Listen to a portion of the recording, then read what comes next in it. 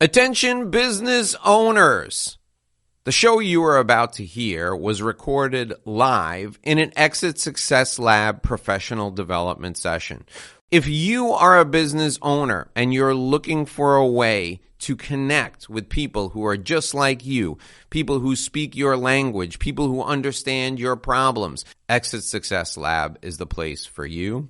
You should apply to be a part of our community. You can do that by calling me directly. You can reach me at 786-436-1986. If you've been looking for a way to grow or scale your business, or you're just stuck, Exit Success Lab is the place for you. Call me today to see if you're a fit for our community. 786-436-1986. Call me today.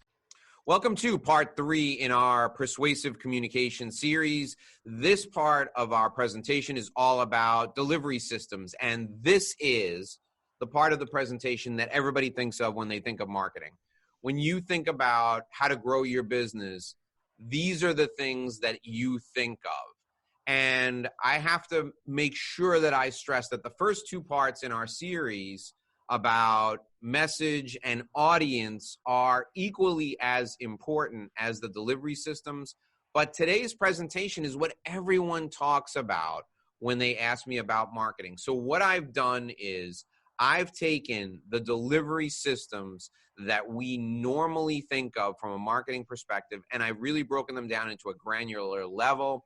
I'm going to go through them in a little bit of detail with you, and I'm going to do this in 2 different segments. So we have a live audience watching today on Zoom from my community, and I'm going to take questions as they come up.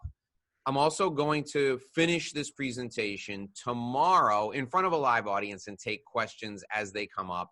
If you're watching this and you're not part of the live audience, you're watching it on the video.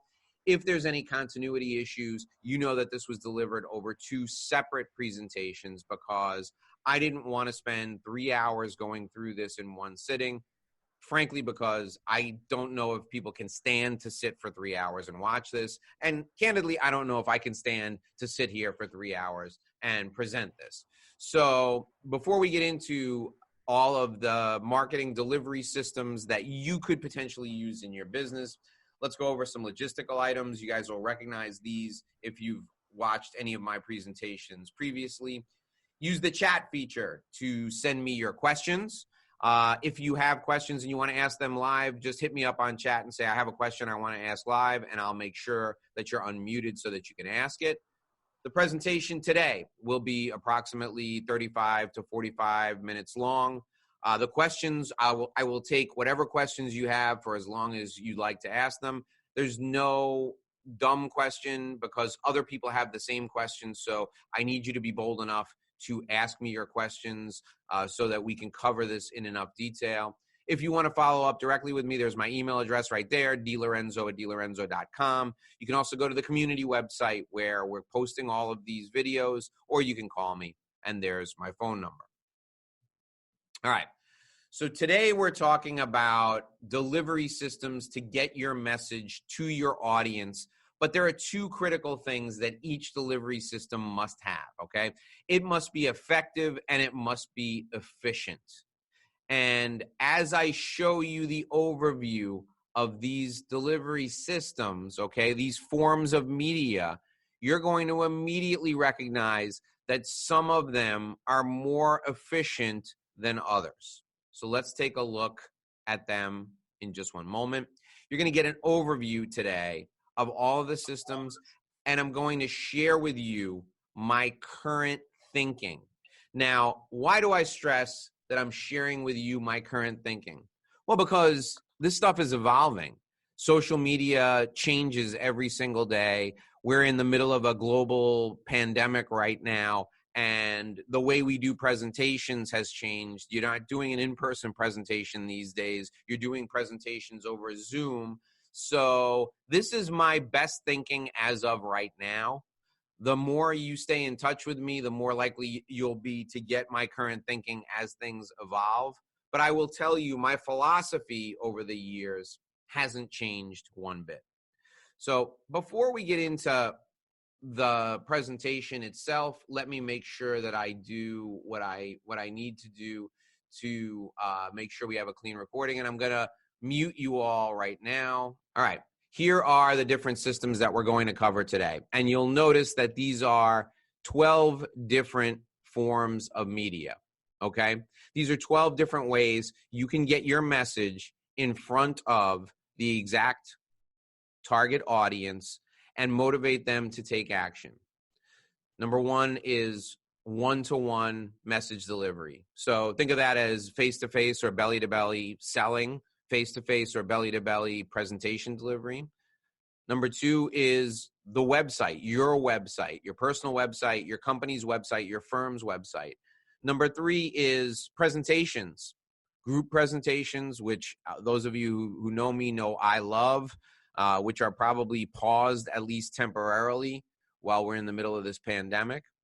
Publishing, we're going to talk about all the different methods of publishing and how you can use publishing to get your message in front of your audience. Email, different ways to use email to get your message in front of an audience. Direct mail, believe it or not, there are different ways to get direct mail in front of your audience, and there are efficient ways and cost-effective ways to use direct mail. Video, you're familiar with how I use video. I'm going to show you how you can use video. Audio, podcasts. Those of you who know me know I love the podcast. And I will share with you what I'm currently doing and my current thinking on podcast. Earned media. And earned media is just another name for PR, public relations. This can get you elected president, believe it or not. And I'm going to show you how to use earned media.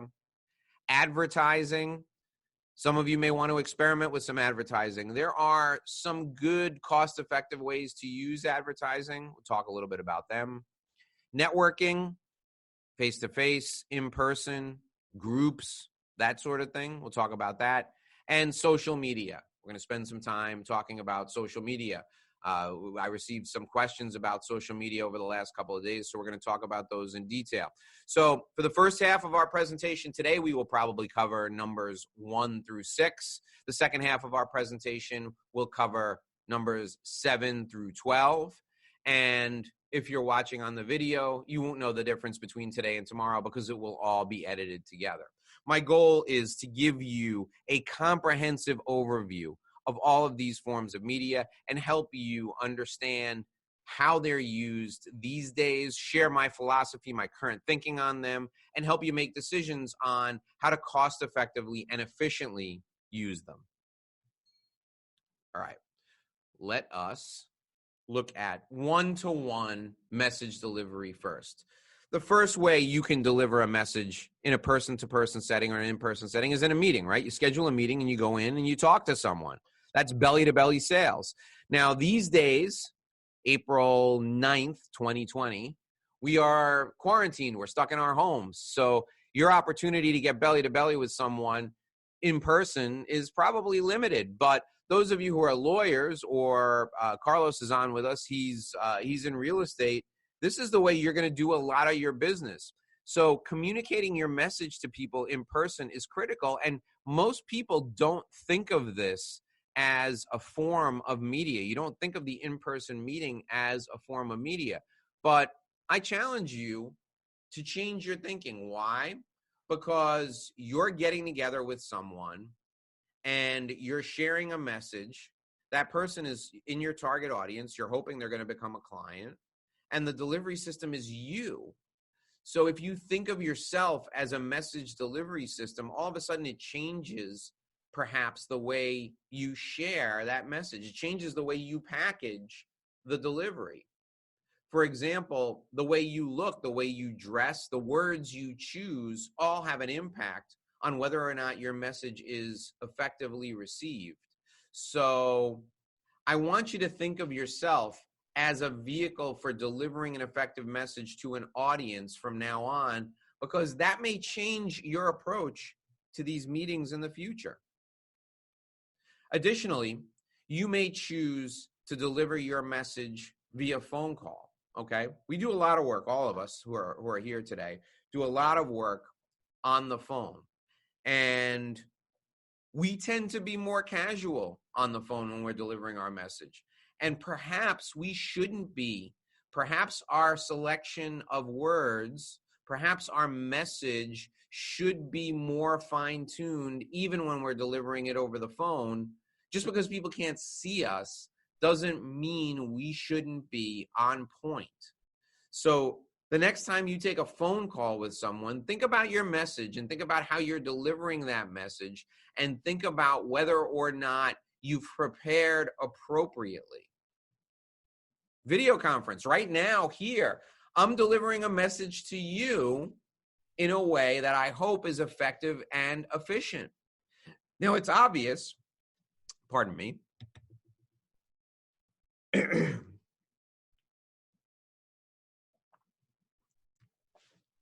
it's obvious that I've taken some time and prepared how I'm going to deliver this message to you today. How often do we get in front of people and we just wing it? And that's not necessarily the best way to go. Your message preparation should be as detailed for an in-person meeting, a phone call, or a video conference, even if it's one-to-one, as it is if it's one-to-many. The second message delivery system that we're going to talk about today is your website.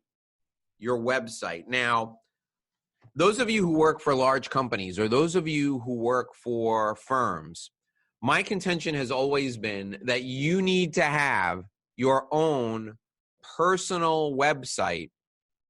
And the reason is because your personal message, your personal focus may be different than the overall focus of your firm.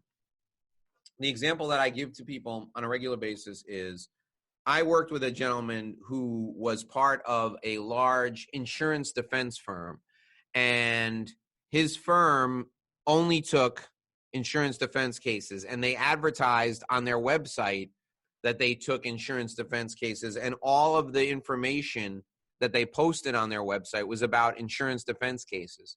But my client's practice was first-party personal injury cases.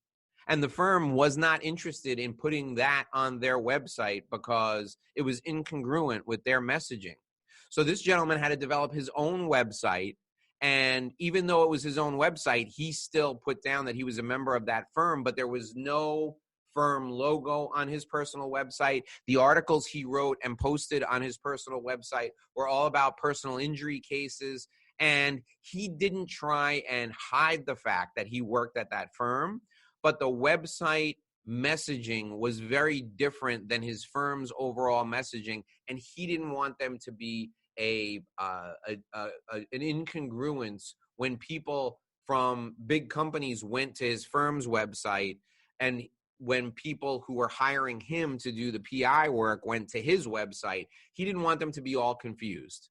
He would disclose to them that he was part of a firm that handled insurance defense, and he always would get a waiver if there was any sort of conflict, but he had his personal website to make sure his messaging was clean and appropriate. So if you're working at a big firm, I want you to always have your own personal website, and you probably need to get permission from some places in order to do this. But the second reason this is good is if you decide you no longer want to work at the big firm and you want to have your own independent messaging, that lives well beyond your time at the firm. So having your own personal website is always going to be effective and efficient. On your website, your messaging should be informational. So in other words, it should provide information about you and what you do. So who you are, what you do, how you do it. Your website has to be informational. It also has to provide you with some credibility. Now remember, credibility is receiver-based. So what you think gives you credibility is not necessarily what gives you credibility in the eyes of the client. I see websites from attorneys, from CPAs, from other professionals that say that they have 35 years of experience. Or my favorite is when a firm of 20-something or 30-something people get together, they say they have over 150 years of combined experience, right? Yeah, that does not give you any credibility. What gives you credibility is, number one, information that's educational that you produce and you post on your website. But number two, if you can, and if you can get it vetted by the bar and the bar will allow you, information that your clients provide about the ability for them to work with you in an easy and effective way. So in other words, testimonials. If you don't want to do testimonials, we'll talk about interviews that you can post on your website. You interviewing people, asking smart questions gives you a lot of credibility on your website. And that's the second critical element that a website should deliver: credibility for you. Number three is differentiation. What makes you different from everybody else who does what you do? Well, your website has to differentiate you. So you should be posting things on your website that enable people to clearly understand why you're different. Steve Klitzner is with us today. He's on the call and he's on the video presentation. And Steve's different from everybody else because he only handles IRS issues. There are other people out there who are tax attorneys that will do tax planning, and they also do IRS controversy work. I'll tell you, those people don't have the kinds of relationships with IRS revenue officers that Steve Klitzner has. The fact that Steve only handles IRS controversy work is a huge differentiator for him. When you talk to other people who do IRS controversy work, what makes Steve different? He's a lawyer. You go to Steve and you tell him about your tax problems, he can't disclose anything to anyone because you have attorney-client confidentiality. You go to some of these other yahoos that advertise on the radio for IRS problem resolution, they don't have confidentiality with you. They're not bound by attorney-client privilege. The other thing is, as a lawyer, Steve carries malpractice insurance, so you know he's going to be careful with your case.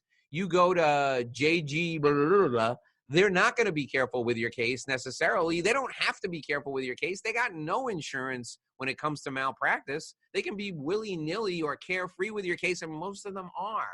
So Steve has a number of different ways he can differentiate himself, and he posts those messages on his website. So when people are searching for IRS problem resolution in Florida, particularly in Miami, they see all these things on the website. That message is clearly delivered, and it's effective and it's efficient. Your website is also used for lead generation purposes. You can ask people to subscribe to your newsletter on your website. You can offer white papers or free reports on your website. People will opt in, and that makes them a prospect. That's a lead generation tool for you. And that's the other way a website can be helpful, effective, and efficient. Presentations. You guys know that presentations are one of my favorite ways, one of my favorite forms of media to deliver your message to the ideal audience. We are in a place right now where there are no presentations in front of people. So you can't get up and really showcase your personality. So what you can do when times improve is you could do a large group keynote presentation. You can get in front of groups of people of 300, 200, 150 or more, and you're the only speaker and they come there to see you. That's a great way to deliver your message to an audience. You can do small group keynote presentations. So most of you on here are familiar with me in person delivering a presentation to small groups, 25, 35, 45, 55 people. Those are also really effective and efficient ways to get your message in front of audiences. Educational presentations in person are fantastic ways to develop business because there you have enormous credibility because you're teaching people about what you do. You're giving them industry-specific information. The folks who are part of our community here who work for Conference Direct, who are business leaders at Conference Direct, they educate people on how to have effective meetings, efficient meetings, and how to develop conferences in an effective, efficient, and cost-effective way. Those educational perspectives that they deliver give them enormous credibility, and they make them the go-to people for anything conference related. So educational presentations are powerful. Facilitating meetings can also be an effective way for you to use your presentation skills to deliver your message to the audience. So what is the difference between facilitation and education?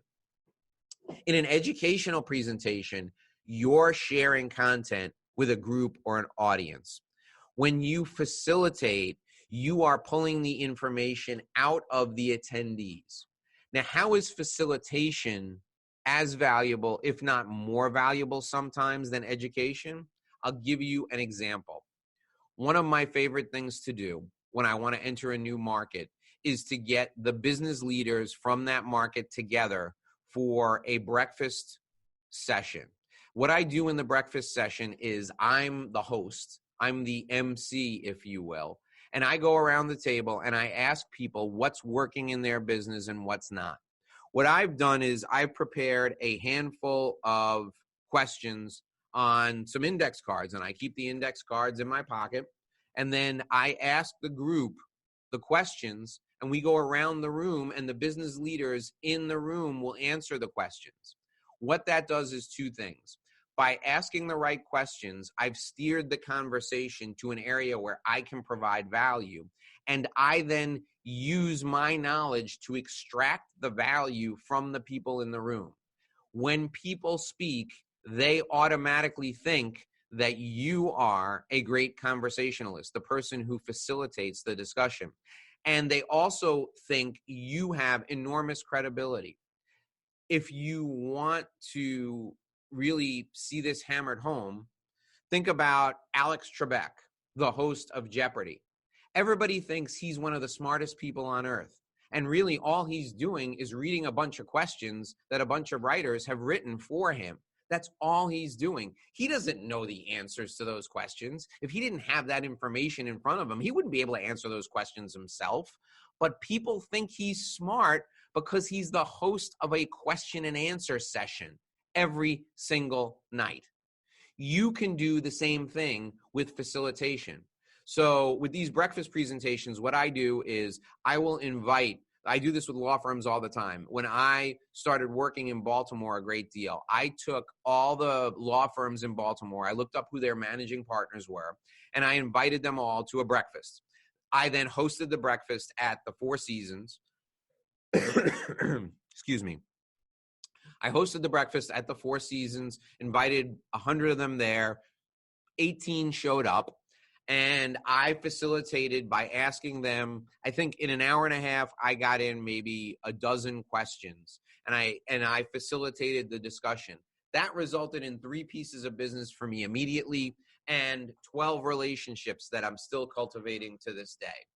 That facilitation opportunity required only a little preparation for the day of. It required research into who to put into the room and how to get them into the room.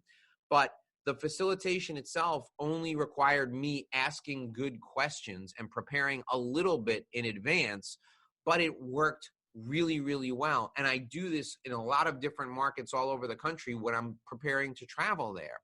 You can do this on an industry basis. If you want to meet with doctors, you can do this with doctors. You can do this geographically. You can do it with whatever point of commonality people have.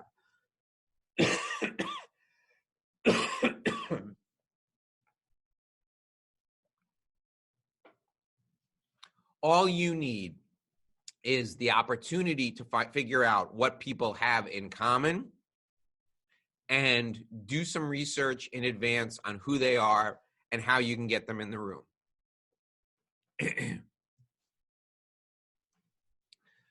The 5th type of presentation is the interview. This is also something that I enjoy very much. It requires a significant amount of preparation. You can get someone up on stage with you, and you can sit next to them and ask them questions. Now, the way I like to structure these is I like to use the inside the actor's studio format. So if you want to really learn how to do a really good interview, go back and watch the late James Lipton interview an actor on old episodes of Inside the Actor's Studio. That is a masterclass on how to conduct a really good interview. And it makes you as the interviewer look smart. This requires significant preparation, but it really brings out some great information. Your audience will love it, and the person you're interviewing will love it as well. One of my favorite techniques is to interview someone I want to be a client, to interview a future client. It's flattering to them. You get in front of an audience and you put them in front of an audience. You give them the opportunity to showcase their information, their talent, and in return, they believe that you are incredibly smart, you're credible, because number one, you put the audience in the room, but number two, you ask them really smart questions and you made them look good. Then the audience thinks you're incredibly smart. They think you're incredibly talented because you've asked good questions. Interviews are great. And if you don't like doing presentations, doing an interview is a fantastic way to get in front of a group of people and make yourself look good while you make someone else look good. And here's an extra special super tip for you. If you're just starting out doing interviews and you're nervous about how they're going to go, interview somebody who's really good on their feet. Interview somebody who's a really good speaker. So, for example, you could interview, me. And I would be a great person for you to put in front of your audience because I'll help nurture you through the interview process. And even if you ask me a question that may not be relevant to the audience, I can steer it back to what the audience wants to know because I'll do some research on the audience in advance. Klitzner is also a great person for you to interview because Klitzner is very good on his feet. He's very quick on his feet. He can really help you get through an interview if you're struggling or if you're concerned about it. Also, another member of our community, Brad Gross, is a great person to interview because he's really good in front of an audience. He's very funny and he's good on his feet. I mean, there are a number of people that I can refer you to who would be great interview subjects. The deal is for you to do sort of a pre-interview with the person so that you've built up some rapport first. And then when you get in front of the audience, your relationship is warm. It's warmed up a little bit. Asking them a couple of questions on the phone in advance, take a 15-minute phone call and do it in advance. It'll go a long way for you to develop that rapport, and that will come through when you get them in front of an audience. Panels are another presentation type that you guys love. And I say you guys because professionals, lawyers, CPAs, architects, you all love these panels. And you think that having like 4 experts up there is great. I got to tell you, as somebody who speaks professionally, I hate panels. Why? Because if I'm a member of a panel, I can never get enough time to showcase my expertise or my talent. The moderator, if they're not an expert, loses control frequently of those things. Somebody always does too much talking. One of those people up there is going to be a knucklehead, and you just don't know which one. So it's like Russian roulette. Panels just flat out suck. So if somebody invites you to be on a panel and you want a relationship with the person who's making the invitation, you can agree to do it. That's the reason to do it. Or if you want a relationship with the moderator, that's a good reason to do a panel. Otherwise, stay away from panels. You don't need to do them. You're never going to get any business as a result of being on a panel. The only 2 reasons to do a panel is if you want a relationship with the person who's the host, or you want a relationship with the moderator, or maybe there's a third. If you want a relationship with somebody who's a part of the panel, you can commiserate about how much it sucked being on that panel. And that may be a good opportunity for you. But I'm not a big fan of panels. I see we have, the thing is lighting up, so I see we have a question in the chat. So let me see what people have to say. Very good point. Steve Siegel brings up an excellent point. Thank you, Steve. And Steve says, if you're going to be on a panel, make sure you have a pre-meeting with your panelists first. Absolutely, Steve. Couldn't agree with you more. Getting everybody on the same page is critical. If you're going to do a panel, make sure you have a pre-meeting first. And as the moderator or the host, you need to do this because you need to figure out who the knucklehead is. And in the pre-meeting, you can often figure out who the knucklehead's going to be on the panel and figure out a way to minimize their tendency to get everybody sidetracked. in addition, you want to make sure that everybody's on the same page. You never want people to hijack the panel. And that pre-meeting is critical. Thank you, Steve, for making that point. I agree 110%. The seventh type of presentation is the pitch, right? You go in and you have to talk about who you are, what you do, and what's in it for your client.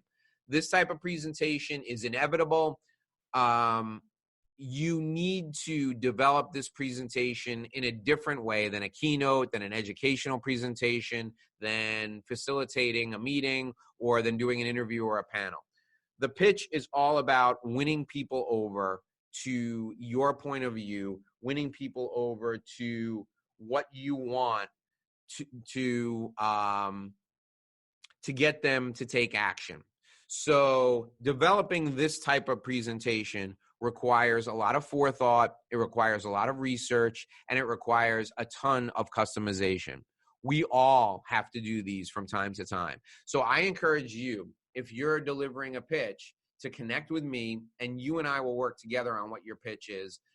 It doesn't matter what your presentation skills are. I can help you adapt a pitch to enhance what your strengths are and to deliver your presentation, leveraging your strengths so that you can connect with people in a way that will help you win them over. Publishing. This is the last form of media that we're going to talk about today, but all of you, regardless of your ability to write, have the opportunity to use publishing successfully. The first way to use publishing successfully is by writing a book. Those of you who know me know I've written 3 books. I love writing books. The key to writing a book is making sure that you have a way to get the book in the hands of the right people, okay? Distribution is critical. So you may be thinking to yourself, well, Dave, I don't have a way to get a book to a publisher. I don't have a way to get a book to an agent. I'm not sure that I can even, market a book to an agent or a publisher. So I don't know that that's going to be something that I want to do. I'll tell you, these days, agents and publishers are overrated. Take it from me. I self-published one of my 3 books. I had a very small publisher do the second one in a niche market, which is lawyers. And then the third one, I went with the largest business publisher in the world, John Wiley & Sons. There are benefits to doing all 3. If you wanted to self-publish a book, I could help you self-publish a book tomorrow through Amazon. Amazon can take it from start to finish. Your book could be available on Amazon. You would have the same level of credibility as an author who's published by a major publishing house. And it may be just as effective depending on who the target audience is for your book. So self-publishing is a totally legitimate way to go. All you need to do is hire a really good content editor, a really good copy editor, and hire a really good cover designer, and Amazon will do all the work for you, and it's really not that expensive. So publishing a book yourself, completely doable, completely acceptable.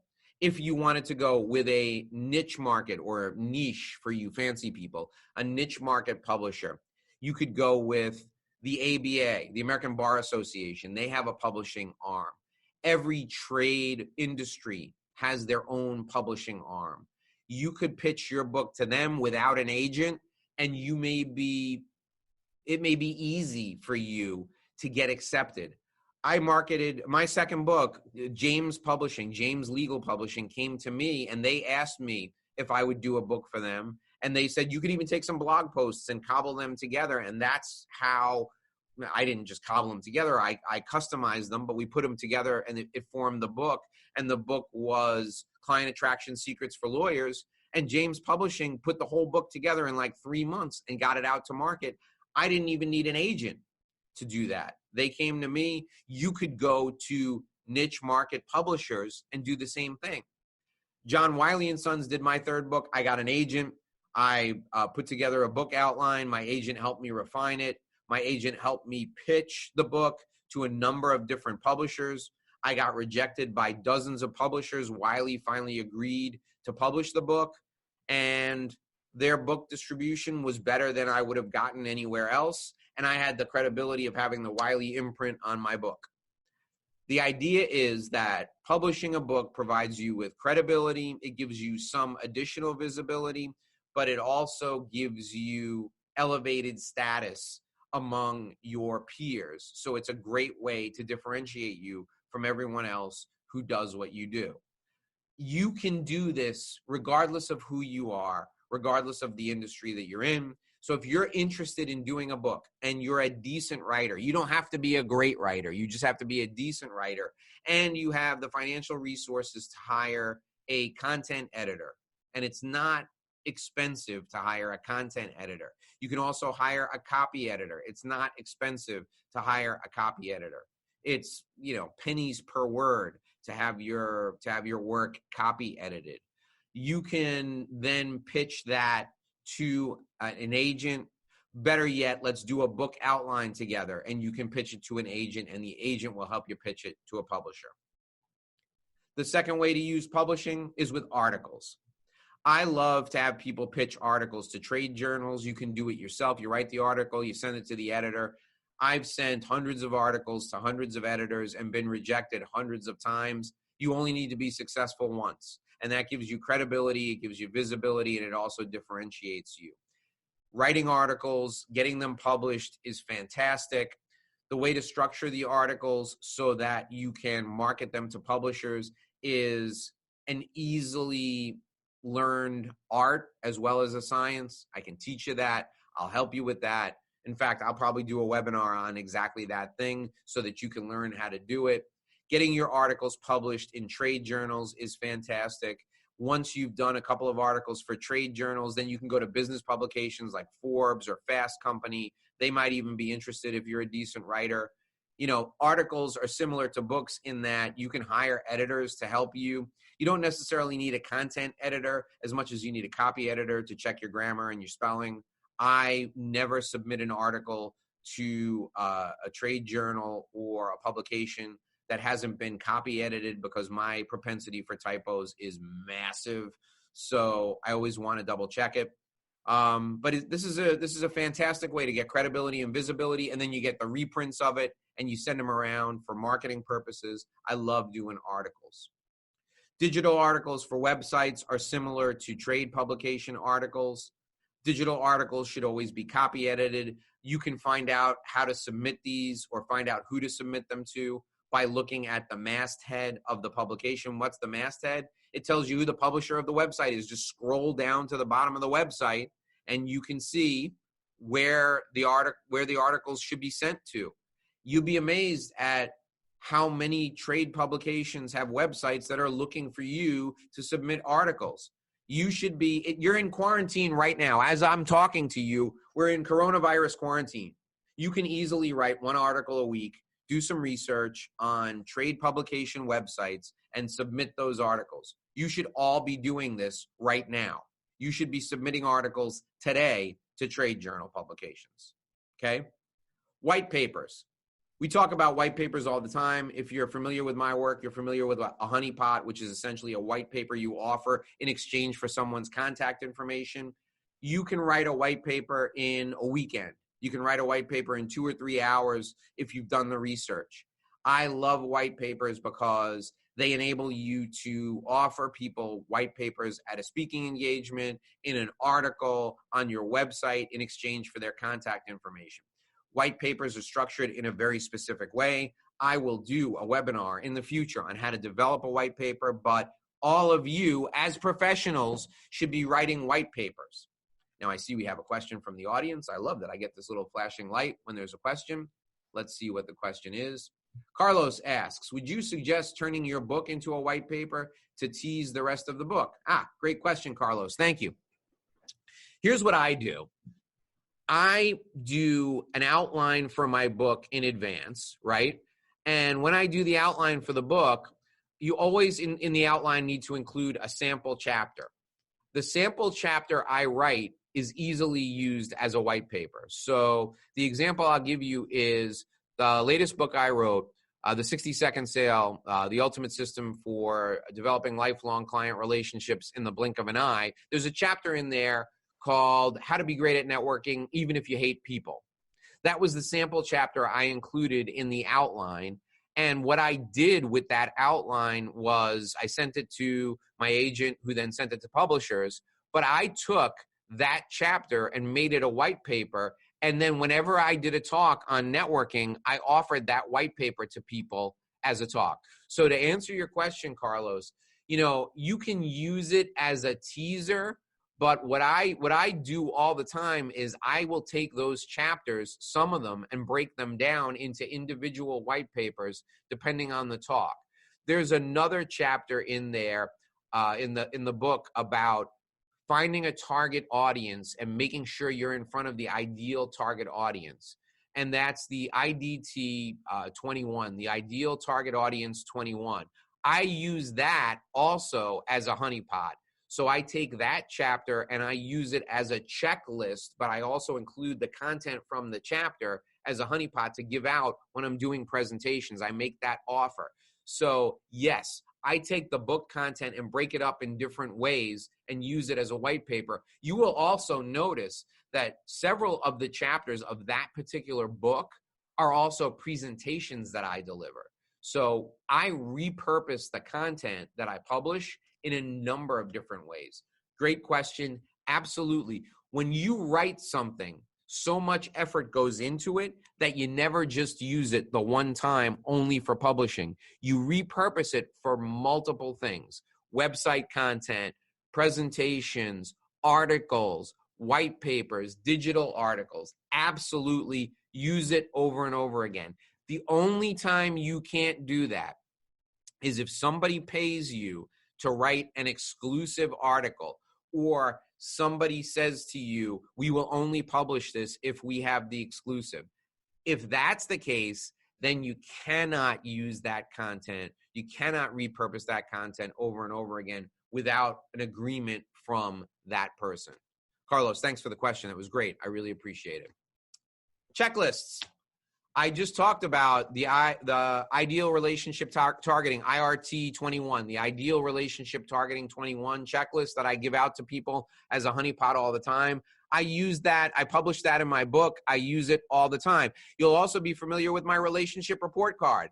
I use that all the time. I hand that out as a honeypot at presentations, and that's in the book too. Checklists are fantastic. All of you should be developing checklists for your clients to use, and you should publish them. Why? Because it's easy to do. People love checklists. They absolutely love them. I can do a whole webinar on how to develop checklists and use them as honeypots as well. Guides, free guides to give out. My labor and employment lawyers give out guides all the time to how to hire people without getting in trouble, how to fire people without getting in trouble.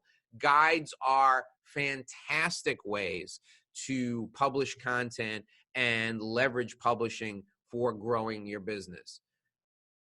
You probably don't think that writing is effective and efficient, but I have to tell you that writing something is one of the most effective and efficient ways to market your business or professional practice, because you can use that writing over and over and over again. I wrote the book, Career Intensity, Business Strategy for Workplace Warriors and Entrepreneurs, in 2006.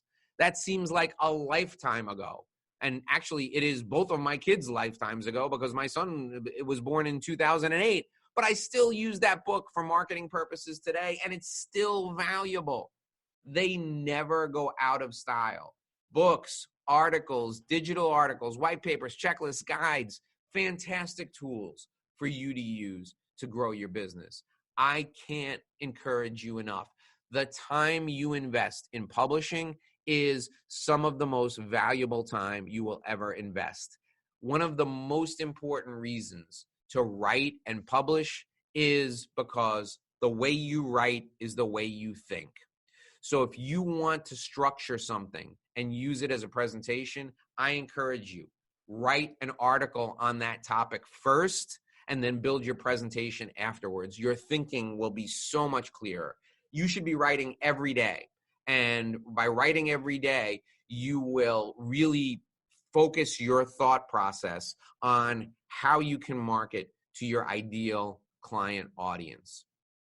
All right, I'm going to pause us right here. And the reason I'm going to pause us right here is because, let me get to the main screen. Hold on. And let's look at our agenda and see how far we got. All right, we got to publishing, and I noticed that we're about 45 minutes into our presentation. So I'm going to stop us here today because I don't want to give you too much. Tomorrow, we're going to pick up with email, direct mail, and we'll go through some of these others. If I have to break this down into 3 different presentations, I will, because this is so powerful and it's so important. So we got through the first 4 today. Tomorrow, we'll pick it up with email, and we'll get into email, direct mail, video, and audio. And then we may need to break up earned media, advertising, networking, and social into even yet a 3rd presentation. So yesterday we covered the first 4. One-to-one communication, using your website, how to do a presentation so that you deliver your message effectively, and publishing.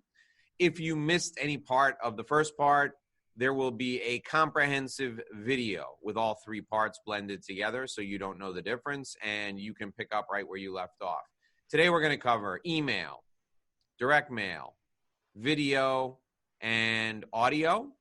And then on Tuesday, we will wrap it up with earned media, advertising, networking, and social media. So we'll cover all 12.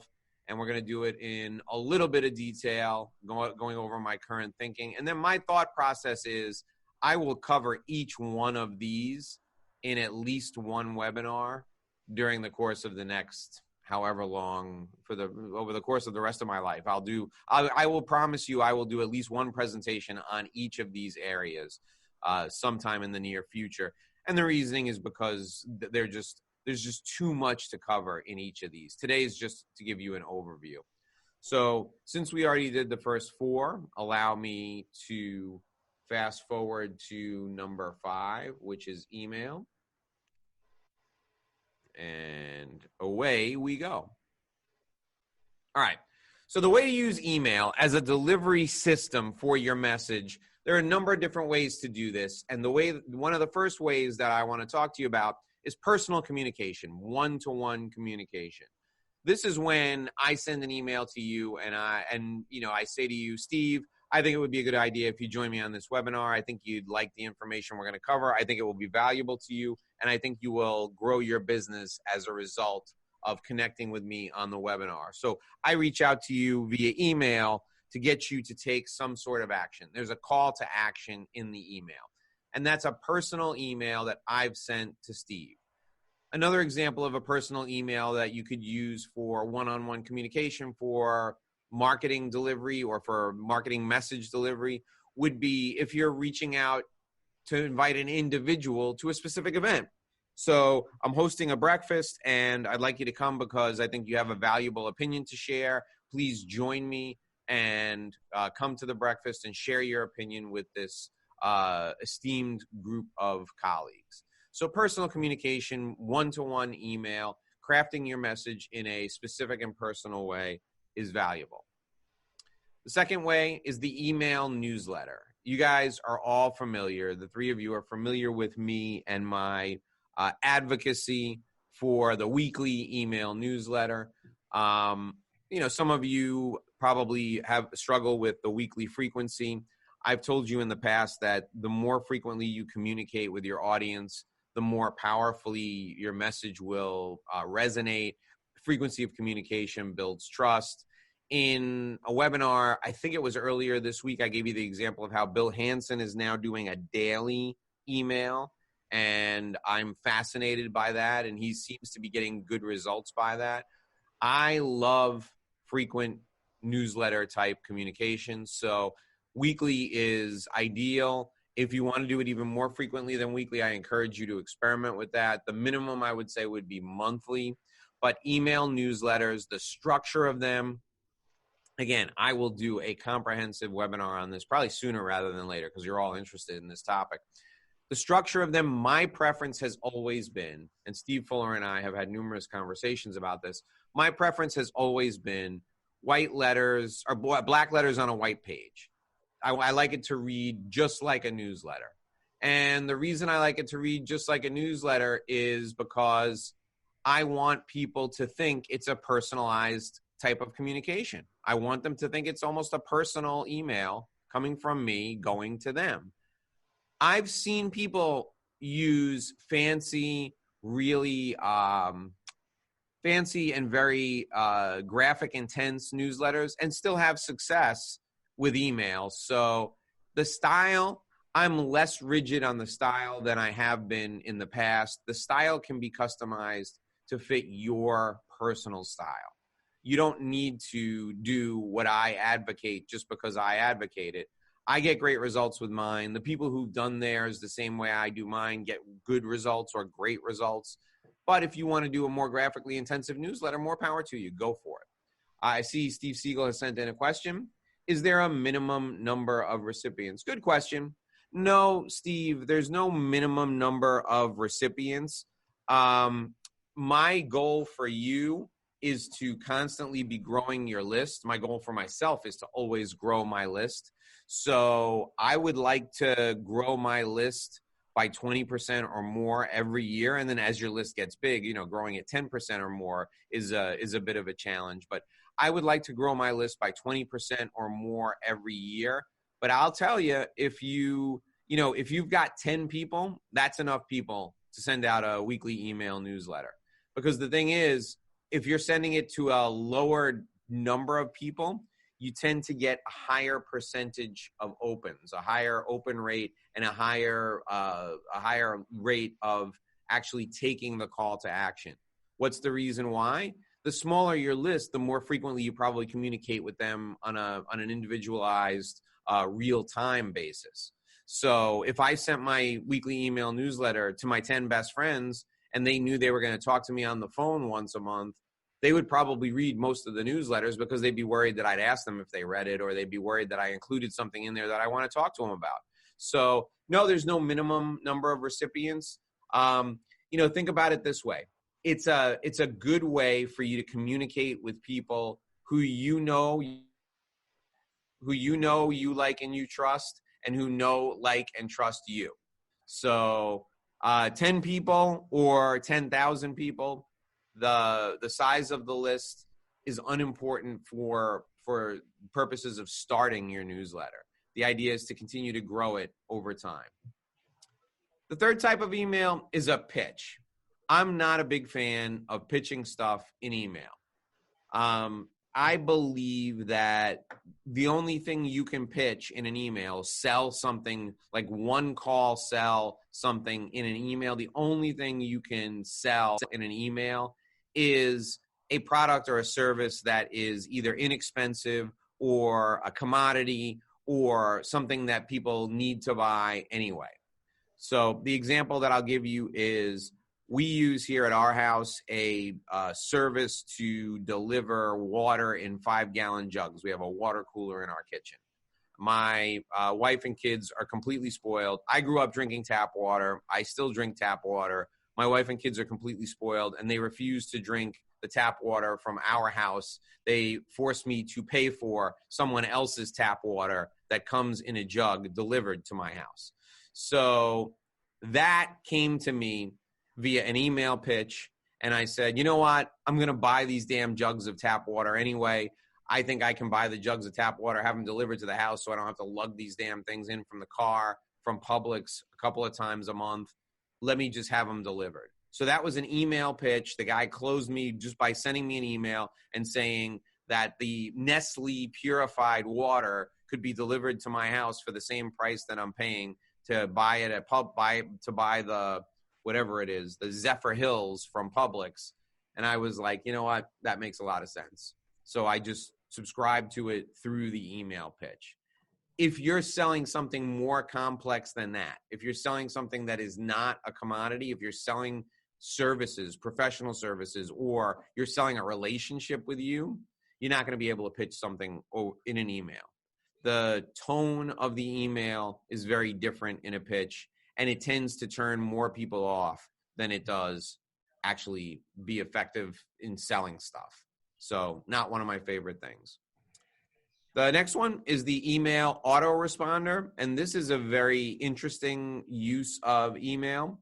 And an autoresponder, for those of you who don't know, is an automatic email that simply replies to an action taken by someone that you've already set up in advance. The example I'll give you is if you sign up for an email newsletter. You can set up autoresponders for just about anything. If somebody, if you were selling books on your website and somebody purchases a book, you can have them receive their receipt via an autoresponder.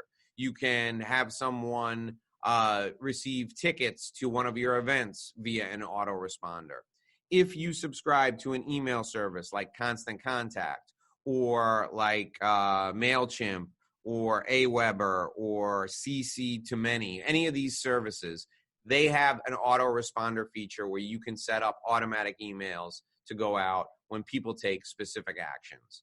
So I put that in there just so that I've informed you about it, and we can set that up in a little box on your website, or we can have a dedicated landing page that's set up, or we can specifically have the autoresponder take action when someone emails a specific address, and the reply will come back, and it'll be an autoresponder that sends that reply. The next message delivery method I'd like to talk about today is my favorite. Many people will say, I sound like the president now. Many people say that my favorite message delivery system is presentations. That's partially true. What I really love and what has helped me launch my business, candidly, is direct mail. Direct mail is beautiful. And you can do direct mail piece by piece, like one letter at a time, or you can do direct mail in the thousands of pieces. I've worked with Steve Klitzner on several, maybe dozens of direct mail campaigns. My wife and I enjoy doing direct mail campaigns for my business simply because it's just fascinating to me how you can write someone a letter, take a little postage stamp, put it on the letter, address the letter, drop it in the mail, and people will pay you money as a result of just receiving a letter. And even in this day and age, when we've got electric cars and phones that don't need wires, the fact that the U.S. Postal Service can still help you make money is just so comforting in a way that I love. It's just romantic to me. I absolutely love it. So the first type of direct mail delivery system I want to talk about is a sequence. And what you need to know about this is sequenced mail isn't necessarily a type of mail as much as it is a rule when it comes to direct mail campaigns. You can't just send one letter to a list of people and expect to get a decent response rate. You have to send out your piece of direct mail until you don't get any responses at all. Let me clarify that statement.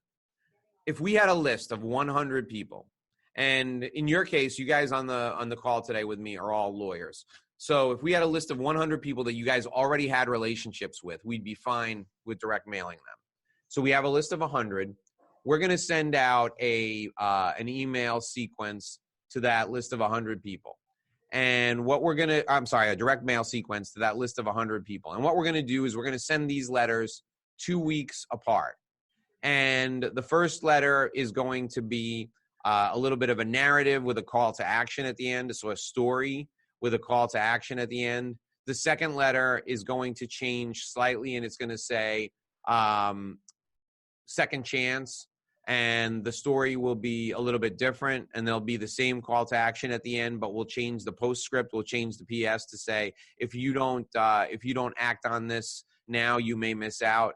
And then the third one will say final notice. And the PS will say, if you don't take action on this now, this deal will be gone forever. But the body of the letter, for the most part, will remain the same.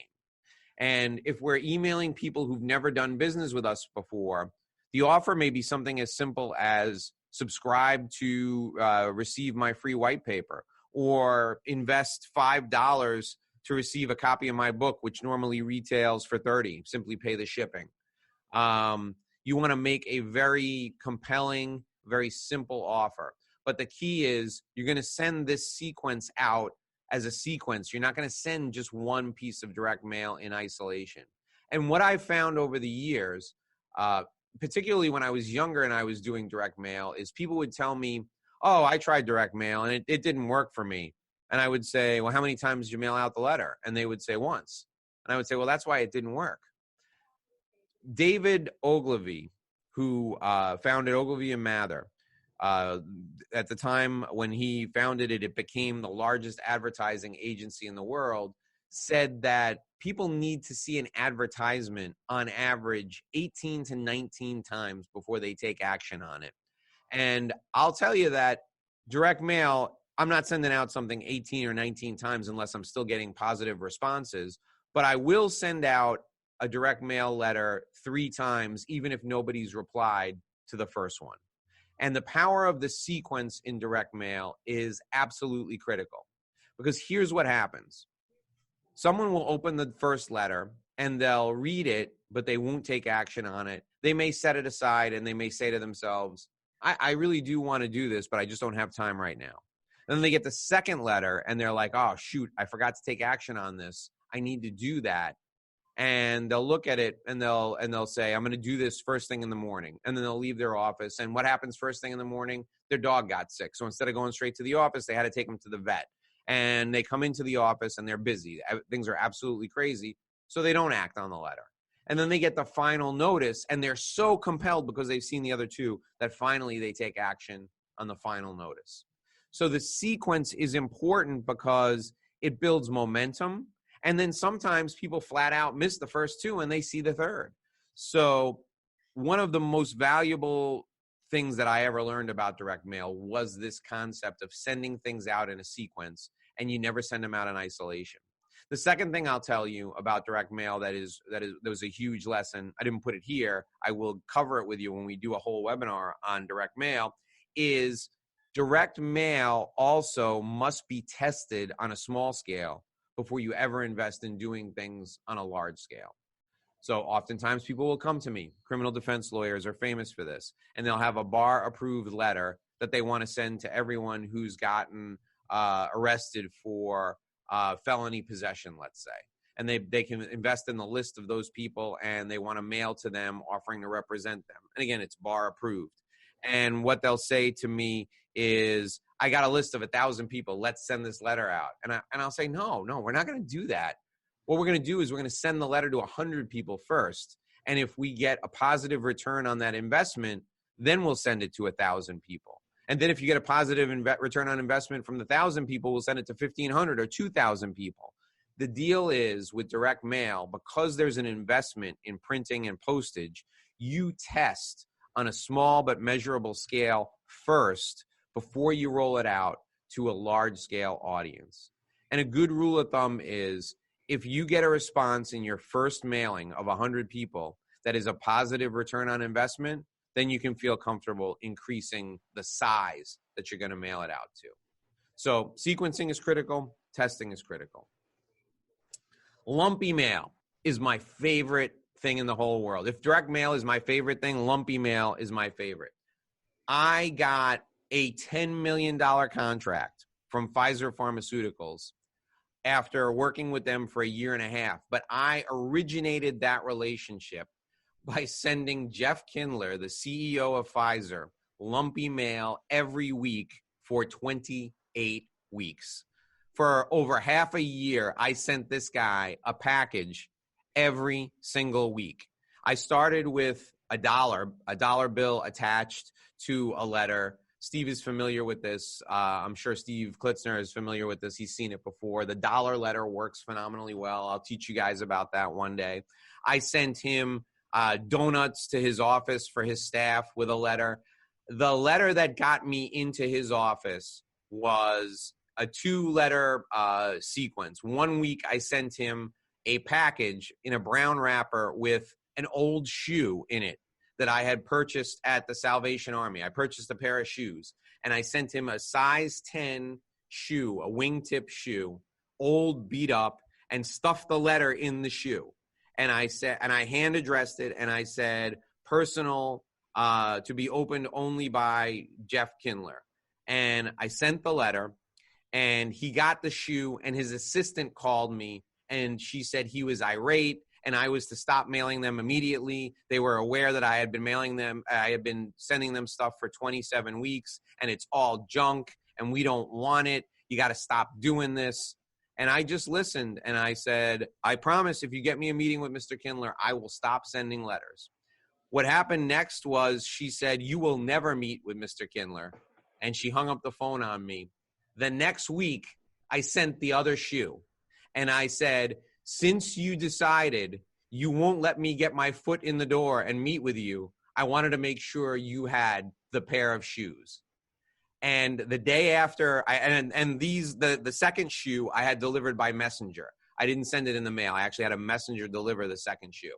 And the day after I did that, one of his assistants called and said, Jeff wants to schedule a 15-minute appointment with you because anybody that has that kind of sense of humor is somebody he wants to get to know a little bit better. That's how I got in. And we ended up doing $250,000 with them for a first engagement. And a year and a half, 2 years later, we had a $10 million engagement because I sent them direct mail every week for 28 weeks. And I mailed them 2 old stinky shoes I got at the Salvation Army store. So lumpy mail is my absolute favorite. I've sent all sorts of crap to people in the mail. And I will tell you, it works like a charm. If you go right now on the community website, you will see a letter that I wrote in crayon that I then formatted with a font that looks like crayon from my son when he was a baby, and I sent out to a bunch of people. That works phenomenally well. If any of you guys are interested in direct mail, it would be my absolute pleasure to do a lumpy mail campaign with you to help you guys connect with people. A physical print newsletter is also one of my favorite things to do. People bristle when I talk about a physical print newsletter because there's an expense associated with it, but it gets people's attention. I got a bunch of really good appointments in November and December from senior people at big law firms, AmLaw 250 law firms, because we started sending them print newsletter designed specifically for senior executives of big law firms. And these are people who I had been soliciting for a long time, and they got the newsletter and they said that it was very well done. It was very classy. I profiled other people who were just like them in the newsletter. I had a profile column in there, and they really liked that. And 4 of them called me out of the blue, and 2 others responded to calls that I made to them to set up the appointments. The newsletter, the print newsletter, is a bifold 4-page. It's a big sheet of paper folded in half. It's a 4-page front and back. Those of you who know Steve Klitzner will get his print newsletter. It's similar to mine, except Steve has very scary articles about how the IRS has taken people's lives and flushed them down the toilet. Mine is not as scary, but newsletters work. Print newsletters work. You can have them printed by a local printer if you're doing them in small volume. And by small volume, I mean less than 1,000 per print run. And you can stuff them and mail them yourself. And I would recommend that if you're doing 200 or 300, you stuff them and mail them yourself. It's more cost efficient. It'll take you 20 minutes, 30 minutes, 40 minutes to do it over a couple of nights while you're watching a Seinfeld episode. It is really effective. Now that I do, I'm not doing print newsletters for the next 2 months because this is not the time to be sending that kind of mail. It's just going to get thrown in the garbage because people aren't in their offices, and I have office addresses for everybody. But now that I do larger print runs of newsletters, I actually have a newsletter service print them and send them out for me because it's more cost efficient. And the return on investment makes it worthwhile. So those are the 3 types of direct mail that I wanted to highlight for you guys. I think those are worthwhile for you. But direct mail, you really can't beat it. Given the fact that you could write one letter to someone and drop it in the post office mailbox and it could get to them and they could call you. I love direct mail. I think it is an underused form of media today because everybody gets email spam. People are actually reading and opening their direct mail. Video, another one of my favorites. I use it all the time. Private video has really caught fire these days. And when I say private video, I mean a one-on-one video where I look at the camera and I talk to an individual person, and then I hit send and it goes to that individual person. I'm going to share with you next week some of these private video services and teach you how to use them. I think those are so important and so valuable that I want you to know about them sooner rather than later. There's one that I use called BombBomb, which is fantastic. You record the video right from your web browser. You can send it right from your email. All you have to do once you finish is hit send, and it goes, and it's very impressive. People really like it. There's another one called Soapbox that does the same thing. There are a few of them, and they're exceptionally well produced, and they're easy to use. So private videos, one-to-one video, is a thing of the future, and I want you to know about it. So we're going to talk about this next week. I'm going to share with you those services, and I'll do a live demo of those services. You all know about YouTube. I do a YouTube video every day. 5 o'clock it comes out. It's just my podcast. It's me now sitting in front of a microphone talking. I have 2,700 subscribers. I gain about 75 to 100 subscribers a month. I've gotten direct business from YouTube videos. Offit Kerman, which in 2019 was my largest client. I work with over 80 of their lawyers. They came to me because they saw my YouTube videos and they were impressed, and they asked me for a meeting as a result of my YouTube videos. It's easy to do. You can do a YouTube video sitting at your desk. You can do a YouTube video on your phone. We will talk in detail about how to make these. If you have an interest, YouTube is definitely the way to go. Facebook videos. I take my daily YouTube video and I repurpose it and I put it on Facebook every day. Why do I do it? Because my wife shares it with her friends and she asks me to do it. I haven't gotten a stick of business from Facebook. Facebook has been a huge waste of time for me. But on the off chance that somebody sees me, I put the video up there. Facebook is prioritizing video supposedly these days. So I put the videos up there because it doesn't cost me anything. It takes maybe an additional 5 minutes. Why not do it? And it makes sense because then I don't have to listen to my wife telling me, how I don't put the videos on Facebook. IGTV, Instagram TV is something relatively new. It's been around for about a year. I'm experimenting with it. It goes into people's regular Instagram feed. You can make your videos on IGTV as long as you want. So I take the video again and I pop it into Instagram and send it. Twitter, the same thing. You can do it with Twitter. I don't put my videos on Twitter because I don't, other than going to read what the media writes or see what the president posts, I don't really do a lot on Twitter anymore.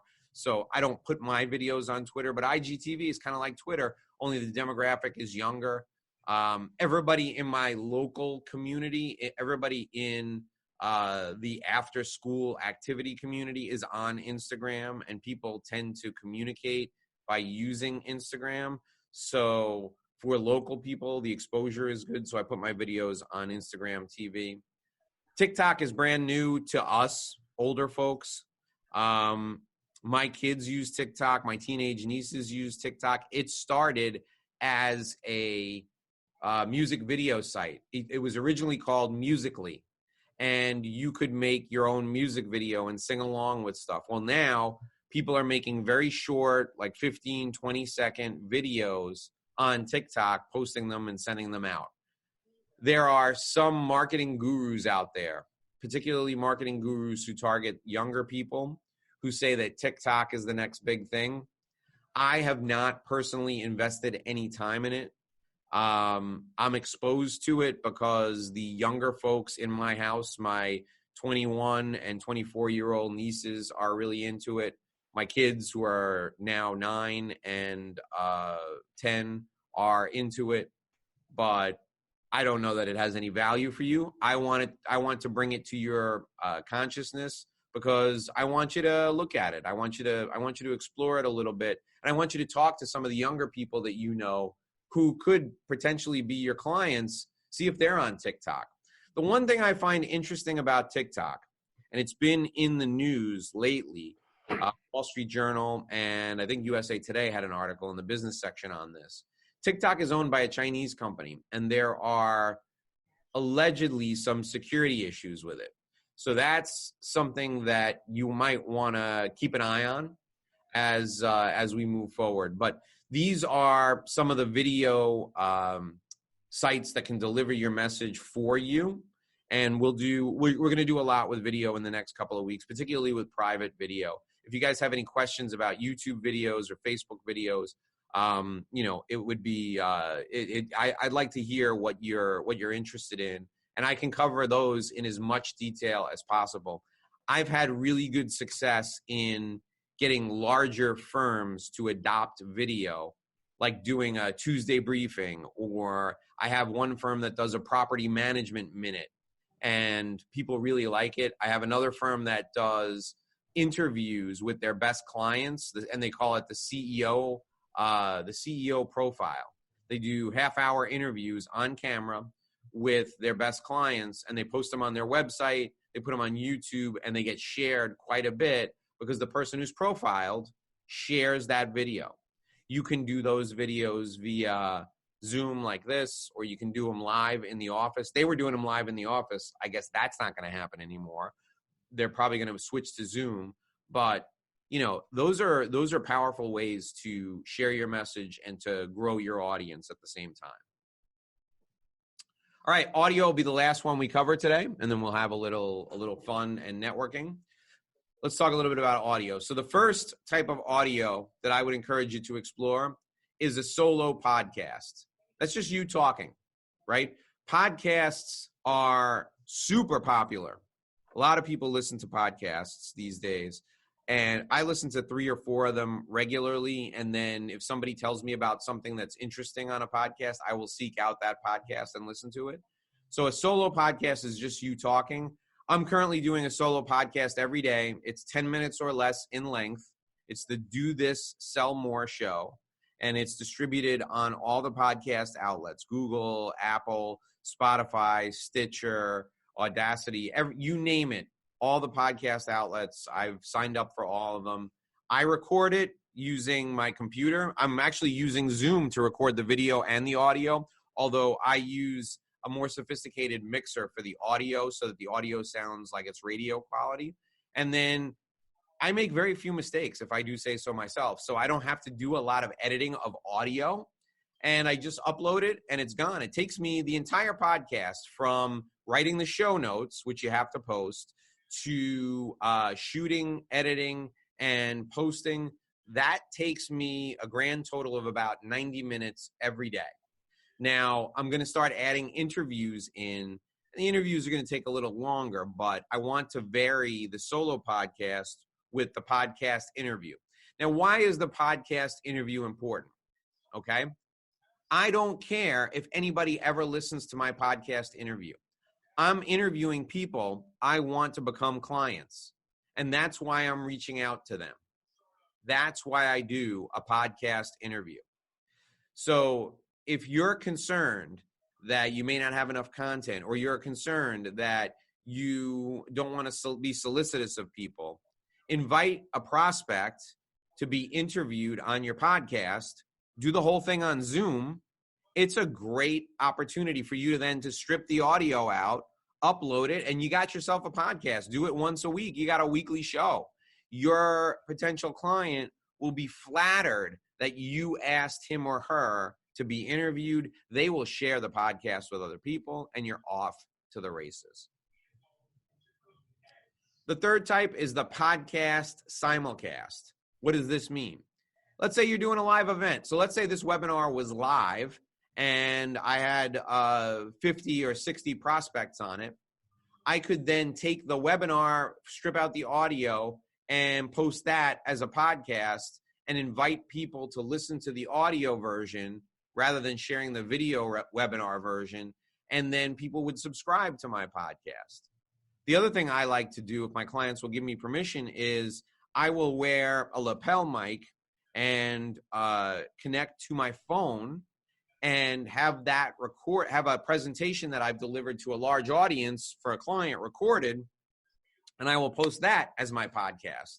So in essence, I've simulcasted that presentation, as long as that client was not, investing in my intellectual property. And if the client's paying me for it, I would never do that. But with the client's permission, I then take that and post it as my podcast. And it is incredibly valuable. People who listen to the show love the simulcast. In fact, I did a couple of those at my client's office in New York. Rosenberg and Estes had me do a session with all of their attorneys. And what I did was I simulcast that on my podcast the day after, and the attorneys who couldn't attend listened to the podcast as if they were in the room and took notes. And it was valuable to them as well as valuable to my audience. The fourth is the podcast event. And this is where you decide that you're going to actually do a whole event where you're going to interview 5 or 6 people and you're going to post all those on the same day. So if you were going to host a day-long event, but coronavirus struck and people don't want to come to your day-long event, so instead of having 5 presentations in a room with 500 people, you could have the 5 people do their presentation into a recording, and then you post Klitzner's presentation at 9 a.m., Brad Gross's presentation at 10, Steve Siegel's presentation at 11, my presentation at noon. So you do a day-long podcast event where you've posted 5, 6 podcasts in a day. People can download them at their leisure, or they can download them all in the same day. It's just another way to market and hype up those 5 presentations in a row. You can advertise it in advance, get people to subscribe, and they will stay subscribed beyond the podcast event. It's really a neat way for you to gain some additional subscribers. It's very, very easy to do. You just have people talk into their phones and do their presentation into their phone, and then you take that and schedule it to go out on a schedule that you set up for the same day. All right, those are the 4 things that I promised you we would cover today, and I did it in about 30 minutes, so I'm relatively impressed with myself. Here's what we looked at in part 1 of episode 3 here. We looked at one-to-one communication, websites, presentations, publishing. Part 2, we looked at email, direct mail, video, and audio. And today we're looking at earned media, advertising, networking, and social media. This is the 3rd part of part 3, earned media. What is earned media? Essentially, earned media is just public relations. That's all it is. It's just PR. Let's take a look. The first form of earned media that we should think about is television. And you may be thinking to yourself, I can't get on TV. It's really hard to get on TV. It's actually not difficult to get on television. Here's how you get on television. Come up with a segment that's already in the news. Create a slide that is a graphic representation of the segment. Send the slide to a producer and make a quick pitch on the phone to the producer via voicemail. Make a pitch of less than 1 minute. It works more often than not. Here's the thing. Electronic media, television and radio, follow print media. So if you read something in your local paper that's a story and you have an opinion on that story, you should build the slide that you're going to send to them, the graphic slide, like a list of things around that story in your opinion, and then pitch your opinion in a 1-minute voicemail message. And you can even do a video like this and send it to them. They'll see you, they'll see the video, they'll see the slide, and they'll agree to put you on. Now, if you're wondering, does this work? Yeah, it works. I did this myself with my first book, Career Intensity. I created a segment called 5 Things Your Boss Doesn't Want You to Know. And I made a list of those things, put them on a PowerPoint slide. I did a quick video at a time when video wasn't easy to do.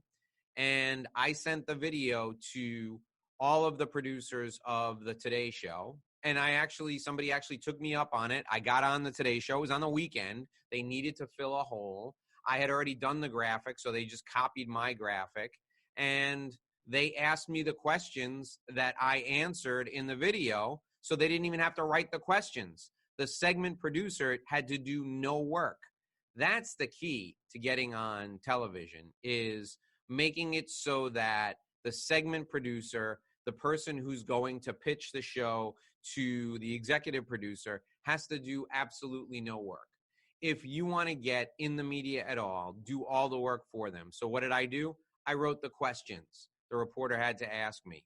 I put a slide together on a PowerPoint slide, and I sent it to them. They used that exact graphic. They took it and put it in TV graphics, but they used the exact stuff that I had done, put it in television graphics, and they pitched me the questions, and I showed them that I was good on a camera, and I answered the questions in a video. So you can get on television. All you need to do is, step one, find a story that's in the news and have a controversial or different type of opinion on it. Step two, give the reporter the questions they should ask you. Step three, put your own graphic together. Put your own graphic that they can put on the screen together, like a list of things. And then step four, show them that you can appear on camera by shooting a video of yourself using your cell phone. That's how you can make sure that you end up getting on camera. That's how you can make sure you end up getting yourself on television if you have the desire to do so. Let's look now at radio. Radio is even easier than television. If you want to get on the radio, again, find a story that's in the news. So find a story that's been written about in a newspaper, or find a national story and find a local angle on it, and call your local radio station. Ask who the producer is of the radio show you want to get on. Do a 1-minute voiceover pitch. You can record your 1-minute voiceover pitch on your phone.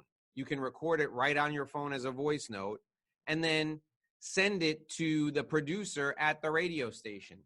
The two most difficult things: coming up with a good story, coming up with either a national story that has a local angle, or a story that's in the print news that you want to get on the radio, and then making the pitch to the right producer. But finding the producer is the second hardest thing. And all you need to do is make a phone call and say, I've got a great story I want to pitch to so-and-so on the XYZ show. Who's the producer? Who can I send a voicemail message to? That's all it takes to get on the radio. And radio spots, radio hits from an earned media perspective are super easy because they're filling a hole every day, just like TV is, except radio is more difficult because you don't have the visual aspect of it. It's more difficult for the producer to fill time on the radio. It's easier for you to get on the radio. Articles. How do you get an article you've written into a publication? Well, if you want to get an article you've written into a publication, trade publications are easy. Just write the article, send it to the editor. 5-6 times out of 10, they're going to run the article as is. If you want to have yourself quoted in an article in a print publication, the easiest thing for you to do is for you to write the article for the writer and send it to them and say, you can lift any part of this article as a quote. All you need to do is quote me as, and then put down how you want to be quoted. Also, you can send an email pitch to people who are writing articles and say, I'm happy to fill you in on background about things that are going on in my industry. So let's take a step back and let's talk about how you find the writers to go to pitch. Every writer is assigned to either a desk or a beat. So, for example, if you are focusing on the stock market, writers will be assigned to cover certain industries related to the stock market: banking, pharmaceuticals, healthcare, oil and gas, you need to do your research on the publication, find who the writer is that's assigned to cover that specific beat, and then you can offer to provide them with background if you have experience in those areas. Now, when it comes to the practice of law, you can offer to provide background for a reporter who's covering a specific case. So if you're a family law attorney and that reporter is covering a high-profile divorce, you can offer to provide background information on the divorce laws in your state for that reporter so that they don't write something and look like a fool. This is very easy to do. And when you're providing background information, they'll occasionally ask you for a quote, and you can be quoted in the article.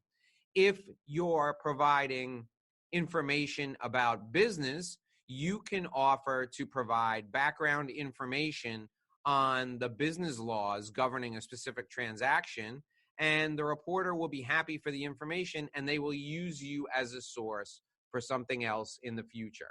This is a great way to develop a relationship with a reporter, and what you will find is being quoted in print stories is a function of your relationship with the reporter. So if you offer to educate reporters and editors on your area of expertise related to their stories, you will find that they will use you for quotes in articles in the future.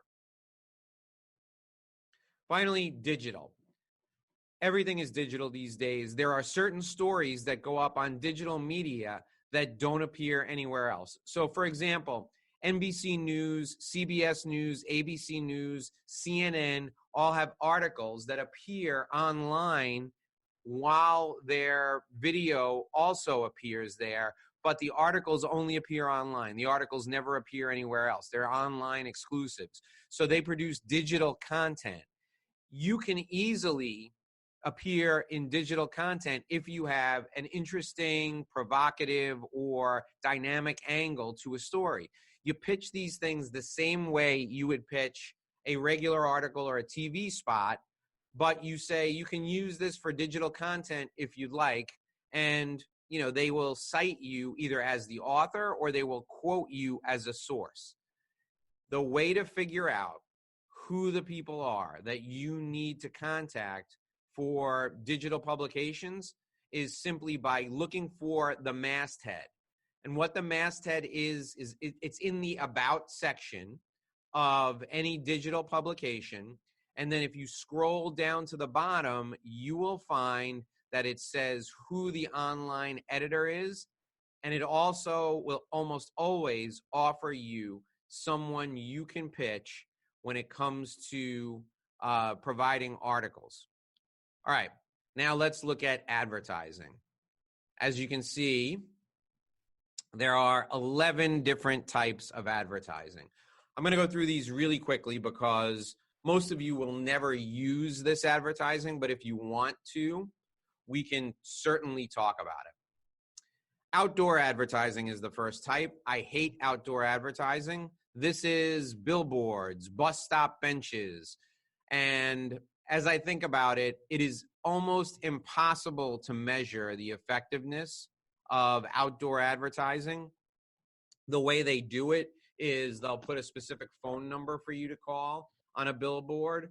And if they get a call in on that line, it's tracked, and they will have, discovered whether or not outdoor advertising is effective. Most of the time, if you're taking out a billboard, they're not going to offer to do that because they don't want to measure the effectiveness, because billboards, bus benches, stuff on the side of the bus shelter advertising, signs at stadiums, those things are highly, highly ineffective. The only one that I would ever advocate doing, because it's part of an overall sponsorship package, is the sign at the stadium. And they will usually throw in stadium signage for additional or other advertising opportunities. And the only reason I would like to see you do stadium signage, if you're doing it as part of a package, if you're a big business, is because stadium signage gets, 180 times exposure compared to 100, like in baseball, 160 times exposure compared to a billboard. So for those of you who watch a lot of baseball games, you'll notice WB Mason has signage on a lot of the stadium walls, and they get significant exposure because anytime a ball is hit to right field in Yankee Stadium, you see the WB Mason sign on the wall. Or anytime Aaron Judge is given a spot shadow, or they take a shot of Aaron Judge because he's in right field, you see the WB Mason sign. So, outdoor advertising for that purpose gives you significant exposure, but they include that because WB Mason advertises dozens of times in each Yankee broadcast, both on the radio and television. So they throw in the outdoor advertising. I hate outdoor advertising. I don't recommend it for professionals. I definitely don't recommend it for you guys, but just know that it's there. And I have lawyers who come to me all the time, particularly criminal defense attorneys and personal injury attorneys, who tell me that they want to do outdoor advertising. And after I bang my head against the desk several times, I try to help them track it and measure it. But the best advice I can give you is don't do outdoor advertising. Television advertising.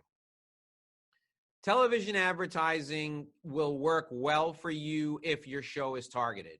So if you're a real estate attorney and you have a way to help people buy and sell property, and you can get local advertising on Property Brothers, which is a flip show, or on one of these remodeling shows on like A&E, you can do local television advertising on that specific show. I think it could be worthwhile. In addition, if you can do specific television advertising in exchange for an appearance on a show, for example, The Apprentice and Celebrity Apprentice used to offer television appearances along with paid advertising, I think that's fine. You have to have a way to measure it. You have to have a way to track whether or not the stuff is actually working. I know that some of the business channels have experimented with this from time to time. There are some quasi-infomercial opportunities. You can host your own television show at like 4 o'clock in the morning on FX. That could be a good opportunity for you if you can leverage it in other ways. The thing is, the production cost is expensive. I work with my cousin. My cousin has a television production company. I know exactly how much it costs because, we have to use union guys, or at least we have to pay union scale. Look, if you've got a budget and you're already doing all the other things that we talk about and you want to try television, I'll always help you with that. But it's not something you should do in place of any of the other opportunities. Radio can be decent. I don't like the pay to host your own radio show opportunities. I would much rather see you start with a podcast and have somebody say to you, hey, you're really good on the podcast. Let us give you some time on the radio. And, they can sell the advertising opportunity and you would get 20% of the radio spots. There's a whole host of opportunities that are available for you to do that. I've been doing my podcast, the latest version, for a very short period of time, and Voice America Radio has already offered me a half-hour show, and I would get like 10 or 15% of the ad revenue. If you want to do something like that, it makes sense to do it if you're already doing other things like a podcast. So that's something we should definitely talk about. Digital advertising could be highly productive for you if you can find someone who will manage it for you. I don't want you managing your own digital ads. Now, when we talk about digital ads, we're talking about banner ads or pay-per-click ads. It can work out really well if it's targeted appropriately and you have someone who's good at managing it. The challenge we face today is the minimum advertising dollar spend has gotten very, very high. My clients who I work with who do digital ads these days, the advertising agencies charge them a fee based on their ad spend, and the minimum spend they'll want to work on is $10,000 a month. That's $120,000 a year.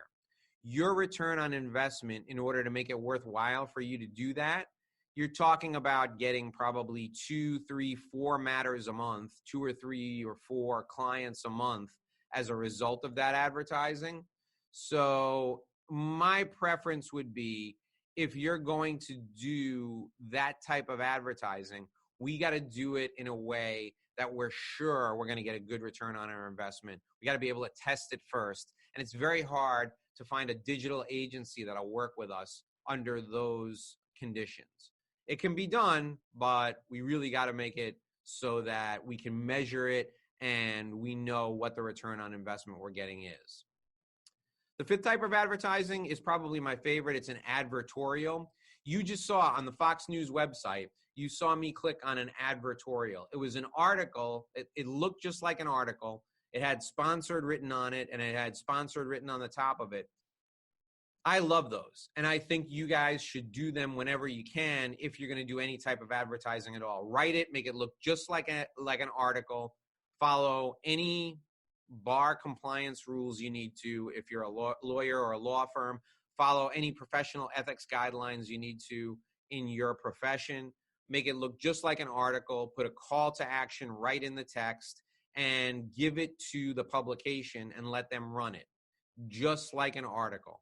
It looks good, even though it says advertising with a big slammer at the top that says advertising. It looks just like an article, and it works really, really well. Sponsorships, I'm lukewarm on. I only advocate doing a sponsorship if you're looking to make nice with the person who's running the event or with the person who's the ultimate host. So if you wanted to sponsor, for example, a golf hole at a tournament, you're never going to get anything from that. I don't recommend you do it unless the person who's running the tournament is your client and you want to connect with that person. Sponsor the golf hole if you want to impress the person who's running the tournament. So if St. Jude Children's Hospital is doing a tournament and you are very close with John Smith, the CEO of St. Jude Children's Hospital, and you want to make sure John knows that you're supporting him, sponsor a hole or sponsor the dinner or sponsor the program. Otherwise, don't do a sponsorship expecting to get business from it. Now, here's the exception. The only time I'm okay with you sponsoring something is if you're guaranteed to get business from it. So, for example, if they say to you, listen, Dave, if you sponsor this event, you will be the MC and you can do a 15-minute speech at the beginning of the event. You can introduce everyone, and our CEO will do an endorsement of you on our website, and we will refer you business, which sometimes this will happen. Then I'm okay with the sponsorship. I don't like sponsorships that are pay-to-play speaking engagements because I don't want people to watch me just because I paid to be there. I get paid to speak places. You should get paid to speak places. You shouldn't pay to speak anywhere. However, if they will let you do advertising in their program, they will let you be the MC of the event, the CEO will take pictures with you, and the CEO will agree to let you, to give you an endorsement. You're getting a whole package of things. That's a different story. But if somebody says to you, we've got 5 speaking slots, everybody's going to pay $5,000 in order to get a speaking slot, don't do it. You're blowing your credibility by doing that. I hope that's clear. I hope that makes sense to everyone. If not, you can hit me up on the chat and let me know. I don't like pay for play. I will accept a sponsorship opportunity if it's a broad sponsorship that offers multiple exposure. Facebook advertising. This could be interesting. If you're in a consumer-driven business or a consumer-driven professional practice, you might be able to target people with Facebook advertising. Again, this is not a do-it-yourself type of thing. Facebook and Instagram both, let's take them both together. You need to work with an agency. You need to work with somebody who knows what they're doing when it comes to Facebook targeting. But people who are on Facebook and Instagram have pretty much surrendered all privacy. So you can target very specific, very focused audience members on Facebook and Instagram. If that's something you're interested in, again, you need to get a professional. You need to go with an agency and use it to target either occupational groups, geographic groups, or on a more dicey basis, psychographic targeting based on how people behave. My preference is I like to target based on demographics with age and industry. I also like to target based on profession or geography. I don't like to use psychographics because I'm not convinced people behave the same way over and over again, unless it's specific purchase behavior. If you're talking about specific purchase behavior, we can use that for targeting purposes. Let's talk now about networking. The first type of networking is one-on-one networking. This is where you meet somebody else face-to-face and you talk about how you can help each other. Until we get a vaccine for coronavirus, I don't know that there's going to be a lot of one-on-one networking done in person. It may happen with two people who are interested in working together and both agree that they're not symptomatic, or, both agree they don't have the virus. In a one-on-one networking environment, the key to getting business from one-on-one networking, any networking really, but one-on-one networking in particular, the key to getting business in that scenario is through focusing on follow-up. So here's your follow-up after one-on-one networking. You meet with someone in person. The first thing you need to do is you need to fill out and send in a handwritten note card. So let me show you what I mean. I think I have one here.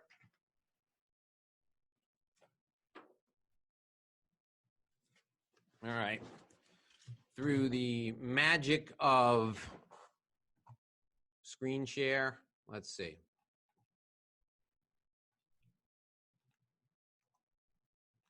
All right. So I have one of these. I had this made up myself. Okay. It's the cover of my book. Inside is a blank card. Okay. The back of it has my contact information on it. And I think just about all of you have gotten one of these from me at some point. And what I do is after I meet with somebody, I just write inside here, hey, it was great meeting you, great seeing you, great talking to you, look forward to seeing you again. I throw my business card in there, put it in a regular envelope, my return address is on the back, and I drop it in the U.S. Postal Service mail. That's step one for follow-up after networking. The same day that I mail that card out, I send electronic contact information. I send them an email, and I just have my signature at the bottom with my phone number and my email address, and I say, here's my contact information. Please add me to your email address book. Okay? So that's follow-up step 2. 1 and 2 are done the same day. I do the handwritten note when I get back to the office. I send them the email, and I tell them how great it was to speak with them. Step 1 and 2, follow-up from networking, email, contact info, and regular card contact info with a business card inside. Step 3, a week later, give or take. I mean, it could be a week, it might be 10 days, depending on when you remember. I put it in my calendar, I call them, and I ask them a question about what they do for a living, about what they do for work, okay? I find something to ask them about. And why do I do that? Because number one, it's flattering to them. I have a question about what they do. It shows them that I remembered who they were and what they did, right? The other reason I do it is because I want to make contact with them again. So it's a week later, I call them up. Hey, Bob, I was thinking about you because I was in New York City and I bought a watch and it's a Rolex. I think it's counterfeit. How do they get those things in there? How does that happen? How does somebody get a counterfeit Rolex into the country? And do they ever confiscate those things? And then Bob does customs and trade law, and he's going to be like, oh yeah, Dave, happens all the time. In fact, one of my clients just had this the other day. They wanted one of my clients is Rolex, and they wanted to get them confiscated. And here's what they do. And so Bob is going to be flattered that I called him and I asked him the question. And he's going to think to himself, wow, this guy's really interested. It's another reason for me to get in touch with them. So that's contact number 3, right? You reach out to him in a week, you ask him a question. Contact number 4, I would wait probably another 2 weeks, and then I would find somebody to connect them with. So I would reach out to Bob and I would say, hey, Bob, I've been thinking about it, and you talked a lot about getting stuff confiscated for your clients that was counterfeit. I have somebody who's an intellectual property attorney, and I want to connect you with the IP attorney because he does a lot of work with people who are patenting stuff, and their patents get knocked off all the time, and they get shipped into the country. Would that be somebody valuable? I'm just making this up, by the way. Would that be somebody valuable for you to meet? And Bob would say, sure, Dave, I'll meet with him. And then I would set up the meeting between Bob and the other person, okay? So that's the fourth thing. I would try to go to that meeting. If Bob was valuable to me and the other guy was valuable to me, I would try to go to that meeting because I want to be there. I want to have that connection. But I don't count that when I actually set up the meeting. I don't count the meeting. I count the setup as 4. And then 5, I would then add them to my newsletter list. Whether it's my weekly email newsletter or my print newsletter or both, I would add them to my newsletter list. Why do I do that? Well, all of those other follow-ups are so that when they get the email newsletter, they go, Dave Lorenzo, he's a good guy. He tried to hook me up with a referral. He tried to connect me. He asked me a question. I'm going to read his email, or at least I'm not going to delete the email. And then one day he's going to stumble on something that I write that's valuable. And lo and behold, the next thing you know, we'll do business together. So that's your follow-up system after networking. My point in all of this, when it comes to one-on-one networking, is if you're going to invest the time in going to a one-on-one meeting with someone, you owe it to yourself to invest the time in the follow-up. Otherwise, the one-on-one meeting time is just wasted because, you'll have a nice lunch, but nobody's ever going to remember you. The follow-up is where the money is. So I would encourage you to do this. When things end, when you can go to meetings with people again, go to half the one-on-one meetings, but invest in the follow-up. And make sure that when you go to the one-on-one meetings, you're meeting with people who get it. You're meeting with people who understand what this is all about. So how do you vet those people? Well, you call them on the phone and you say, hey, we're going to have lunch on Tuesday. What's on the agenda? And the amateur is going to say, what's on the agenda? Well, I don't know. I just thought you'd be a good guy to meet. Oh boy. You don't want to meet that person, right? When you say what's on the agenda, they're going to say, well, Bob, I'll tell you. I was looking over your bio and I saw that you're the president of the international, trade section of the bar. And I'm really interested in that area of the law. Here's why. 3 of my best cases have come from lawyers who work in that area. And because you're the president, I know you must have some knowledge in that area. I want to kind of see if there's something we can do to work together where I can refer you business and you can refer me. That's a lunch you want to go to because that guy gets it. That person is really into it, right? And if they don't say it, you say it. So if they say, if you say, hey, Bob, what's on the agenda? And Bob goes, I don't know. What were you thinking? You would say, well, listen, I looked over your bio. You seem like a really interesting person. I love to meet interesting people. But more importantly, I think we can do business. Here's why. I've got 5 or 6 people that I think I can refer to you. I'm hoping that after we meet, you feel the same way. And they're going to go, shit, yeah, I'll take that meeting. Of course. Who wouldn't? Right? But then you go to the lunch knowing that the whole purpose of the lunch is to figure out how we can work together. You don't go to the lunch and go, I'll have the Caesar salad. You like to eat salad? I mean, that's, nobody likes that. Nobody wants to waste that kind of time, right? So just be upfront, call them and say, here's the agenda. Here's what we're going to do from a networking perspective. I want to make sure we're both on the same page. So that's how you make one-on-one networking pay off. Let's look at groups, all right? So let's take a civic group, like a chamber of commerce. You have to be ruthless about selecting people in that chamber of commerce organization that you want to meet, and then you have to hold the people who are on the membership committee or the membership director or the executive director accountable for introducing you to that person. I don't join these groups anymore, but when I first moved to Miami, I joined all of them. And what I learned to do is I learned to go to the person who I wrote the check to and handed the check to. I would hand them the check and I would say, Here's a check and here's a list of people I want to meet. Can you make this happen? When you do that, that's the best thing that ever happened to that person.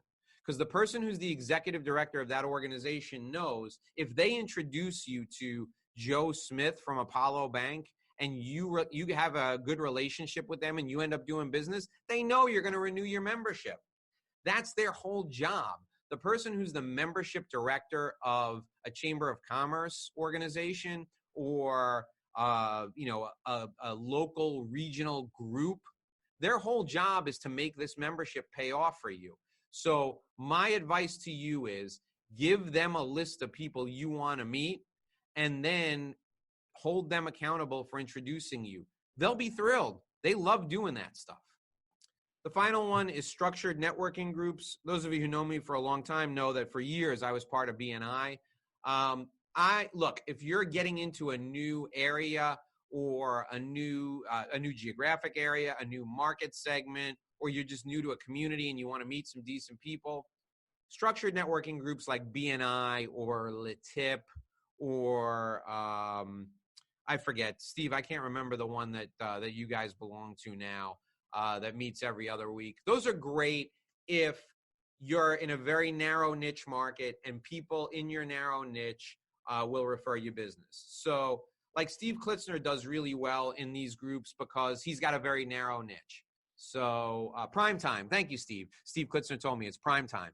So Steve does really well in these groups because they're the only person, he's the only person they've ever met who does what he does. Nobody's ever met anybody who likes to deal with the IRS. Steve walks into those groups and every one of those people can refer Steve because every one of them knows somebody who's got an IRS issue, and Steve's the only person they ever met who worked in that way or who had that job. If you're like Nancy and you're an intellectual property attorney or you're a litigator, it's much harder to make those groups work. And the reason it's much harder is because people know other people who do that job. And then you got to prove that you're different. You got to break up those alliances. So my advice to you is join the structured networking group because it's a lot of work. You got to really make sure you get a good return on investment. My first couple of years, I did okay when I entered BNI. My main reason for doing it is I just didn't know anybody in the community, and I made a lot of good friends as a result. I left BNI after 8 years, and my last 2 years, I did like 200,000 in revenue from BNI. But the year before that, I did over 300,000 because I volunteered for a lot of stuff, and I did regional training for them and that sort of thing. I really made it work. The reason why I ended up leaving BNI as a structured networking group, candidly, is because I started getting clients that required me to travel, and the revenue from their client relationships that required me to travel was greater than the revenue that I got from BNI, which required me to be here every week. So in the end, it was a financial decision.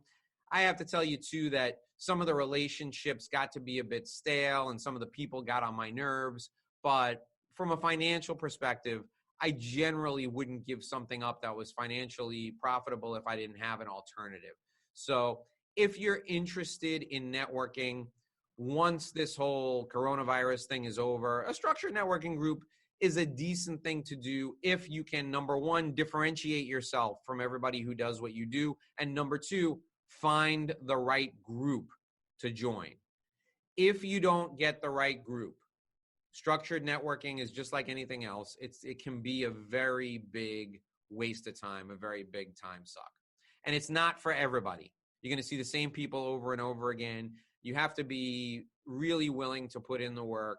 You can't go to those meetings in a bad mood because you're going to damage the perception that other people have of you if you show up and you're aggravating people left and right.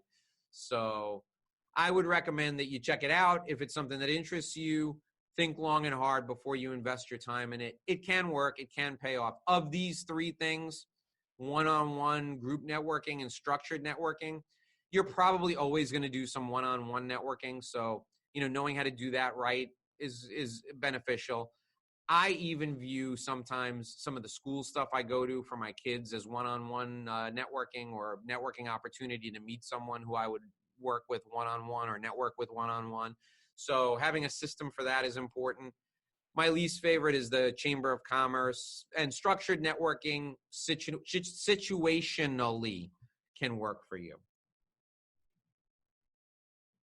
All right, let's talk about social media. Facebook. Nancy mentioned on a call we had last week that groups work for her.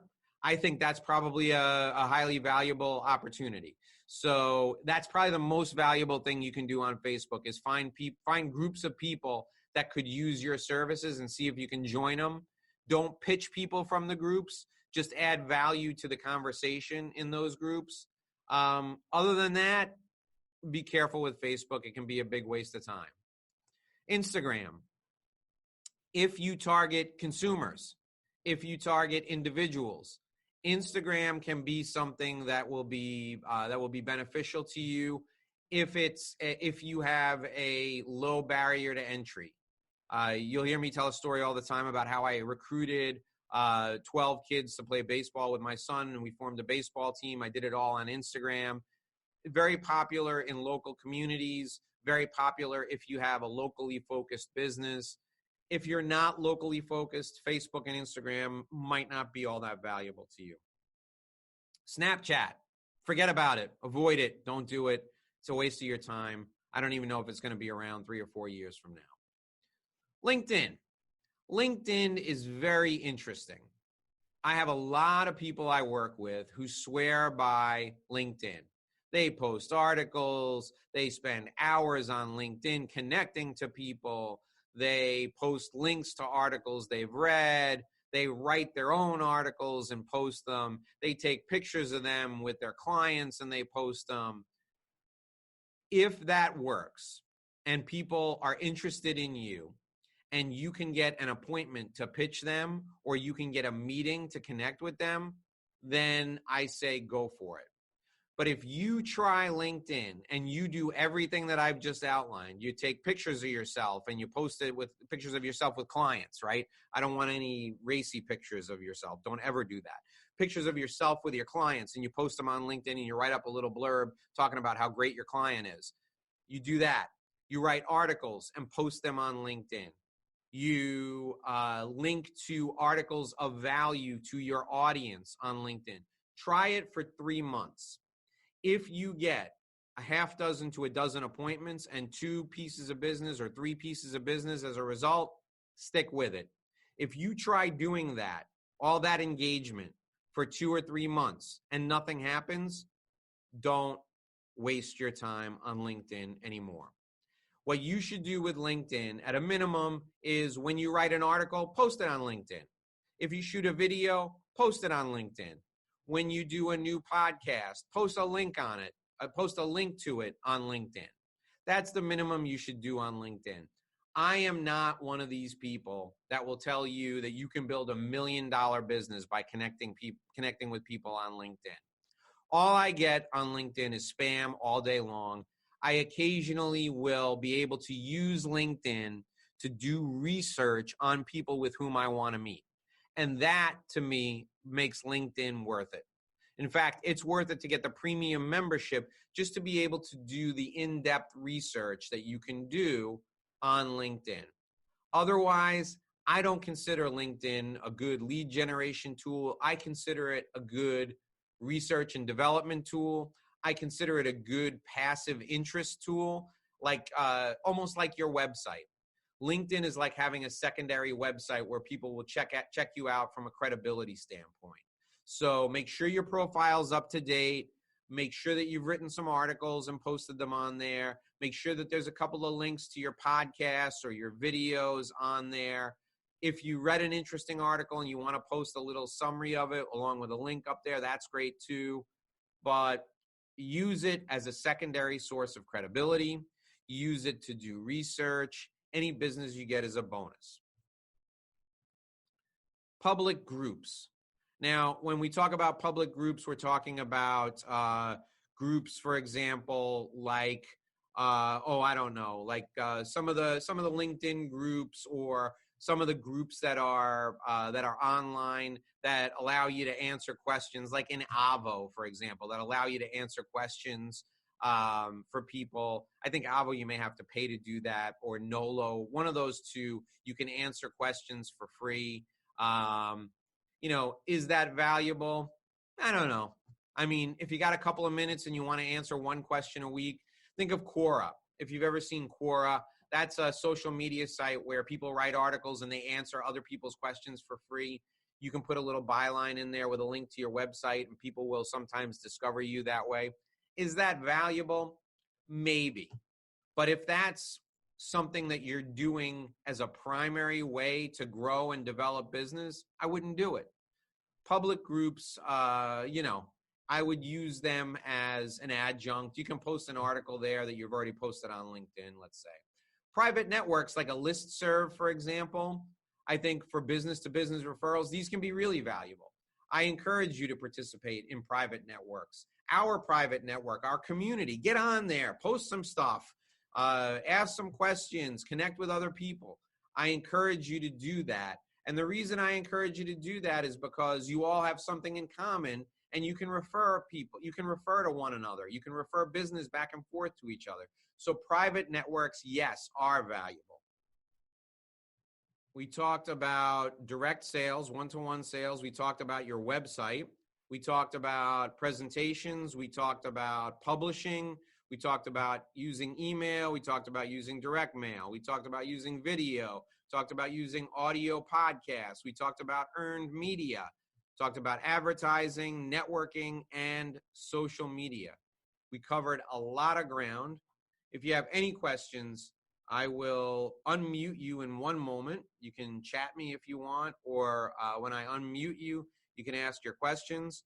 I'm going to compile this into a really nice, tight video for you so you can review it again. If you want to ask me questions in private, you're certainly welcome to do so. Hold on, let me unmute everybody, and then you can ask me any questions you want. Okay. There you go. Nancy's unmuted. Doug is unmuted. Bob, Steve. I will tell you that, when you talked about LinkedIn, I've gotten so many more requests for LinkedIn in the last few weeks than I usually do. And I get LinkedIn with what people are doing, but it almost sounds desperate when they send you out that request to connect with you personally in the phone call. It's usually from financial advisors. So yeah. I think LinkedIn is good. I mean, it's a numbers game. I can't imagine a lot of people call them back. One of the things that I've used LinkedIn for with spotty success, I've used it for getting speaking gigs. And what I do is this, and it's a lot easier for me because I'm looking to connect with lawyers. So I'll take, for example, in Florida, I can go on the Florida Bar website and look at voluntary bar organizations, right? The Florida Bar has an amazing collection of all the voluntary bar organizations. And then they have the president's name right there. So I'll take the president's name and I'll go onto LinkedIn and click on the and put in the president's name on LinkedIn, right? And then I'll do a connection request and send a message and say, I'd love to speak to your organization for free. Here's a video of me speaking.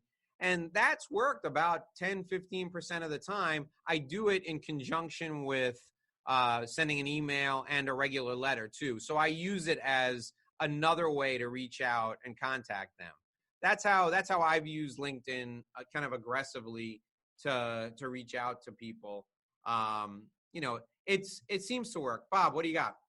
Yeah, I agree with you there, Dave. I mean, you get all these invites from LinkedIn, and it's just somebody that you've never heard of, right, just wants to connect. That to me is totally useless.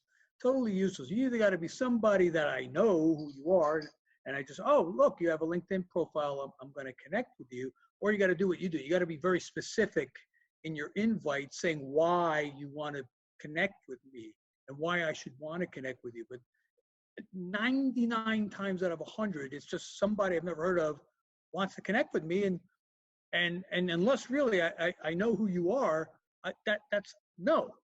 is what I do. So I mean that's like a very hard, very inefficient way to use LinkedIn. You know, I've gone to LinkedIn is like I use it as an adjunct to my other stuff. So if I'm sending you an email and I'm sending you direct mail, I might as well try and reach out to you on LinkedIn too, because the chances are you're going to get the letter. You open up the letter and you'll go, wait a minute, this guy, that's him. And you know, it makes sense. It clicks. Yeah. It's not like just out of the cold. I mean, this is like, I mean, the invite I'm getting from these people that's the one and only contact I'm getting. And it's like, boy, what a bad way to contact with somebody. It's like over on Facebook when some 15-year-old from Russia wants to be your friend. It's like, no.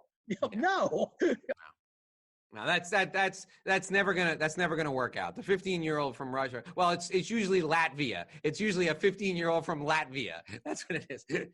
That's never gonna work out well. You know, the other thing that I'll say about LinkedIn, and this is controversial. You know, Doug Kay is on with us, and there's a lot of people in his firm that use LinkedIn, and one of the things that they do is they like to connect with people. And the feeling is, listen, the connection is not necessarily a bad thing because then people will see the content that you post. And that is, hey, Doug, that is a valid thing to do. Okay. But what I've done with the people in Doug's firm in particular is I tried to get them away from connecting with everyone. And here's the reason why. I want to go on your LinkedIn profile and I want to say to you, hey, Bob, I'm looking through your LinkedIn profile and I see you know Steve Klitzner. I've been trying to meet that guy for 2 years. Would you mind reaching out to him and setting up a lunch or setting up a phone call so we can connect? Now, if you're just willy-nilly making connection requests to people at random and I ask you to do that, I put you in a bad spot, right? Because you don't know the person. And then I feel like an idiot because you're going to avoid me because you don't want to tell me you don't really know that guy, right? So what I've done in working with people in big firms like at Offit Kerman where Doug Kay works, I tell them all the time, look, don't just connect with anybody because here's the thing. I get you want them to see your content. That's why you're connecting with them. But it's much more valuable when you open your contacts up to everybody and say, look through my contacts, tell me who you want to meet. I will set you up with that person. So now and the reason why I did this, I reduced my contact. I had like the maximum you could have. I forget if it's 30,000 or 40,000. And the reason I had that many to begin with was honestly, my agent told me that publishers would think that number was great because they would think some of those people would buy my book, right? So I really pumped it up that high. But then I realized that all I was getting in that feed was junk all day long. Like, you know, I don't care why some guy in India is forwarding me an article on vacuum cleaners, right? So like that to me there was no value to it. So I spent time taking my contacts from 40,000 down to, I think I have less than 3,000 in there now. But anybody in there, I can point to and I can say, if you want to talk to that person, I can get them on the phone because I've actually had a conversation with those people. They will recognize my name if I call them. So if you want to meet somebody in my contacts, I can open my contacts to you with confidence that I can get those people on the phone as long as they're not sick or out of the country or something. And to me, that's a lot more valuable for me to say to you guys, look, go through my contacts. I'll introduce you to anybody. As long as you give me a valuable reason to make that introduction, I'll do it. I think that's a better use of LinkedIn than accepting everybody and just posting articles hoping that they see it. That's just me, you know? And Doug, for your benefit, this was Brian Lawson and I used to do a little thing with the groups where we would go back and forth and he would do the benefits of posting a lot of articles, having a lot of connections. And I would do the benefit of having few connections and, you know, opening your contacts up to people. There's no right answer for me in the way, the way that I prefer to do it, I want a narrow number of people who know me, like me, and trust me. Brian's approach was more of a, listen, you're going to post 3 articles a week. We want the maximum audience to see it. So I get where he's coming from. I advocate a different approach because I want to be able to use those contacts for something valuable. All right, guys, I've kept you a little bit over. So thank you for joining me today. Thursday, listen, I'm gonna do something a little different for Thursday. I have another series that I want to do next week, but on Thursday I'm gonna do what Dan Kennedy used to call a look over my shoulder. I'm gonna show you on Thursday. I'm pitching a book to a publisher, and I'm gonna show you how I put the outline together for the book and how I'm pitching it to the publisher through I'm using my agent to do it, but I have to actually make the pitch. So I'm going to show you guys how I put that outline together. The benefit to you is you can use this same approach if you wanted to pitch an article to somebody, or maybe you have a book in you that you want to write. I'm going to show you how to do how to write a really tight outline that publishers will actually look at. I don't have the outline completely done yet, but I have enough of it together so that I can show you what I'm doing. So we're going to spend 45 minutes. You'll look over my shoulder at the outline. My goal is to have the outline tight and start pitching it by the time this whole coronavirus thing ends. In fact, I probably will have the whole book written by the time this thing ends. But you'll get to see kind of a behind the scenes how it works. And then on Friday, by special request, I'm going to show you how to use MailChimp, Constant Contact, the email marketing system. Steve asked me to do a quick demo on that. So Friday afternoon, I'm going to do 20-minute, half-hour demo on that, and then we'll do some online networking as well. Okay. Thanks for joining me today, guys. Enjoy the rest of your day. I will see you on Thursday. And Nancy, it's good to see you're still traveling around, so that's nice. Yeah. It's a different background. You get hotel rooms with the best views. I really do, don't I? Yeah. Hey, Steve Klitzner, let me ask you, in the corner there, was that Gucci or Fendi in the corner? Oh. On the other side, over there. Oh, where's Fendi? Oh, Fendi must have left. The next time we do this, I'm going to have Nancy bring her cats on screen, and you bring we'll see what happens. All right. I'll bring the girls. All right. Guys, and I will bring whoever's here. All right. Take care, guys. Be well. Okay. Yeah, you too. Bye. Thanks. Bye-bye.